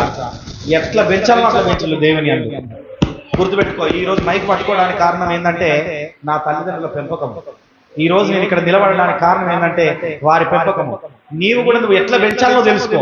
తెలివి లేకుండా ఉండటం మంచిది కాదు, బైబిల్ చెప్తుంది. నీకు తెలివి లేకుండా ఉండటం మంచిది కాదు. నీవు ఇక్కడ ఉంటావో నీ పిల్లలు ఎక్కడ ఉంటారు? గుర్తుపెట్టుకోండి. మొన్న నేను ఒక సహోదరుని కోపడ్డా, ఏమన్నా అనుకోని డైరెక్ట్ మొహం మీద అనేసిన. ఏమని అనుకున్నా, నాకు సంబంధం లేదు. నువ్వు ఏమనుకున్నా, సరి చేసుకుంటే ఆశీర్వదించబడతావు, సరి చేసుకోకపోతే ఉజ్జీయ పరిస్థితి అవుతుంది. ఓపెన్ చెప్తున్నా. ఈ రోజు నువ్వు ఎవరైతే ఈ వాక్యం విని నువ్వు దేవునికి సరైన దహన బలి, దేవునికి సరైన సమాధాన బలి నువ్వు అర్పిస్తావో అప్పుడు నీలో ఉన్నది ఆశీర్వాదాన్ని చూడగలుగుతావు. లేకపోతే ఉజ్జీయ లాంటి జీవితం నీలో గడిచిపోతుంది. నీవు సచ్చేంత వరకు కూడా నువ్వు ఆశీర్వాదాన్ని చూడకుండా చచ్చిపోతావు. ఉజ్జీయ ఇంట్లో దేవుడు ఉన్నాడు కానీ ఆయన చచ్చిపోయింది కానీ ఆశీర్వాదాన్ని చూడలేదు. హల్లెలూయా. ఏం చేశాడు? చనిపోయాడు కానీ ఆశీర్వాదాన్ని చూడలేదు. మళ్ళీ ఎక్కడ ఉన్నాడు? ఆయన 20 సంవత్సరాలు దేవునితోనే ఉన్నాడు. ఎవరితో ఉన్నాడు? 20 సంవత్సరాలు దేవునితో ఉన్నాడు. అంటే 20 సంవత్సరాలు చర్చికి వస్తున్నాడు, పోతున్నాడు అన్నట్టే కదా. ఆయన కలిగిన దాంట్లో ఏదో ఒకటి దేవుడికి ఇస్తున్నాడు అన్నట్టే కదా. కానీ అది ఆయనకు నచ్చలా. అది ఆయనకు భయపడలా. ఆయన కోపానికి భయపడలా, ఆయన నామానికి భయపడలా, ఆయన సేవకుడికి భయపడలే. ఉపాధ్యాయ భయపడ్డాడు, ఆయన రాజుకు భయపడ్డాడు. రాజు ఒకవేళ చంపుతాడేమో, ఆయన చెప్పినట్టు వినకపోతే ఆ మందసం నా ఇంట్లో పెట్టుకోకపోతే చంపేస్తాడేమో భయపడ్డాడు. తర్వాత దేవునికి భయపడ్డాడు. పాస్టర్ చెప్పినప్పుడు సరి చేసుకుంటున్నావా లేదా? పాస్టర్కు భయపడుతున్నావా లేదా? దేవునికి భయపడుతున్నావా లేదా? చెప్పినప్పుడు నువ్వు సరి చేసుకుంటున్నావా లేదా? సరి చేసుకుంటే నువ్వు ఆశీర్వదించబడతావు. హల్లెలూయా. ఈ రోజు నేను చెప్పిన మాట వింటే నువ్వు దేవునికి భయపడ్డావంటే నీవు ఆశీర్వదించబడతావు. అర్థమవుతుందా? నేను చెప్పింది అర్థమైందా? ఇప్పుడు నీవు గనక ఆశీర్వదించబడాలి అంటే ఏం చేసుకోవాలా? సరి చేసుకోవాలా. సరి చేసుకోవాలా. దేవునికి ఇంపైన దహన బలి కావాలి. నీలో నుండి సమాధాన బలి కావాలి. రాజయ్యుండి ఆయన నాట్యం ఆడుతుందంటే ఇదే అధ్యాయంలో చదువుకుంటూ పోతుందంటే ఆయన అవమానపరిచిందట. ఎవరు? సౌలు కుమార్తె మీకా. హల్లెలూయా. ఏం చేసింది? నిన్ను కూడా అవమానపరుస్తున్నారేమో. నువ్వు దేవునికి ఇంపైన దహన బలిగా సమాధాన బలిగా నువ్వు ఉంటే నిన్ను అవమానపరుస్తున్నారేమో. నిన్ను అవమానపరిచిన వాళ్ళ పరిస్థితి ఏమిటంటే లాస్ట్ కు చూసుకుంటే ఈ అధ్యాయం లాస్ట్ చివరి వచనాన్ని చదవండి. ఏమైంది? రాజును అవమానపరిచింది. ఏ నువ్వు రాజువై ఉండి గట్ల డాన్స్ చేసుకుంటూ వస్తున్నావేందా? మందసం ఉందట. గా దేవుని మీద పని చేస్తానేందా? అసలు నువ్వు మనిషివేనా? నువ్వు దేవునికి అక్కడ పని చేస్తావు. రాజు నీ కింద సూర్యులు ఉన్నారు, నీ కింద ఊరులు ఉన్నారు, నీ పిల్లలు ఉన్నారు కదా, వాళ్ళు చేయమని చేస్తారు కదా. నువ్వు రాజువై ఉండి నువ్వెందుకు చేస్తున్నావు? అర్థమవుతుందా? ఆ మాట అన్న ఆ కుమార్తె ఏమంట? ఆశీర్వాదాన్ని చూడలే, కడుపులో ఒక్కటి కూడా కొనలే. ఏమైంది? ఈ కనకుండానే చచ్చిపోయింది. హల్లెలూయా. అసలు వంశమే లేకుండా పోయింది. ఒక ఆడపిల్ల లేదు, ఒక మగపిల్లగాడు లేడు, ఎవరు లేరు. ఎవరున్నా ఆశీర్వాదమే. ఏంటంటే లాస్ట్ వర్షన్ చదవండి, 6 లాస్ట్ వర్షన్ చదవండి. సమూయేలు 2వ సమూయేలు 6. ఇంతకంటే మరి ఎక్కువగా నేను తృణీకరింపబడి నా దృష్టికి నేను అల్పుడనై నీవు చెప్పిన పనికత్తెల దృష్టికి ఘనుడబగుదునని మీకాలుతో అనెను. మరణము వరకు సౌలు కుమార్తెయగు మీకాలు పిల్లలను కనకయుండెను. ఏంటంట? మరణం వరకు పిల్లల్ని కనలేదట. అంటే ఆశీర్వాదం లేదు. నేను చెప్పాను ఉజ్జయ కూడా లేదు, మరణం వరకు ఆశీర్వాదం లేదు. మరి ఎవరితో ఉన్నది? దేవుని సన్నిధిని తక్కువగా చూసి వీళ్ళందరూ. ఎవరు చూశారు? ఈ మీకా ఉన్న సౌలు కుమార్తె ఉన్ను ఉజ్జియా అబిదాబు వీళ్ళు ఏం చేశారు? దేవుని సన్నిధిని తక్కువగా చూశారు. ఉపాధ్యాయ మాత్రం అలా చూడలేదయ్యా. రాజుకు లోబడ్డాడు, దేవునికి లోబడ్డాడు, 3 నెలల్లో ఆశీర్వాదం పొందుకున్నాడు. నీవు ఈ ఆదివారం ఎవరికి లోబడతావు? నీవు ఏ ఆశీర్వాదం పొందుకుంటావు అన్నది నీ మీద నీకే వదిలేస్తున్నా. తెలివితో నీ ఆశీర్వాదం పొందుకుంటావా? తెలివి లేకుండా ఉండడం మంచిది కాదు. అర్థమవుతుంది నేను చెప్పేది? అర్థమైందా తల్లి? తెలివి లేకుండా ఉండడం మంచిది కాదు. అర్థమైందా? తెలివితో నీ కాంచెలు ఆశీర్వదించబడతావా? తెలివి లేకుండా ఇలానే మరణాన్ని చూస్తావా? నీకు నేను వదిలేస్తున్నా ఈరోజు. హల్లెలూయా. ఏం చేస్తున్నా? నీకు నేనే వదిలేస్తున్నా. నువ్వు ఏ విధంగా ఆశీర్వాదం చూడాలనుకుంటున్నావో కనుక నీకు నేనే వదిలేస్తున్నా. అందరం లేచి నిలబడండి, ప్రార్థన చేసుకున్నాం. మన మధ్యలో ఉన్న బ్రదర్ కిరణ్ గారు ప్రార్థనలో నడిపిస్తారు. నువ్వు ఏ విధంగా ఆశీర్వదించబడతావో, నువ్వు దేవునికి సరి అయిన దహన బలి, సరి అయిన సమాధాన బలులు ఇచ్చుకుంటా, దేవునికి భయపడకుండా, ఆయన నామానికి భయపడకుండా నువ్వు ఆశీర్వదించబడతావా లేదా అన్నది నిన్ను నువ్వు పరీక్షించుకో. ఒకసారి నిన్ను నువ్వు పరీక్షించుకో. అందరు పరీక్షించుకోవాలి. ఏసయ్యా నన్ను నేను పరీక్షించుకుంటా. అందరు నిలబడండి. ఏసయ్యా నన్ను నేను పరీక్షించుకుంటా. అందరు నిలబడాలి. ఏసయ్యా నన్ను నేను పరీక్షించుకుంటా.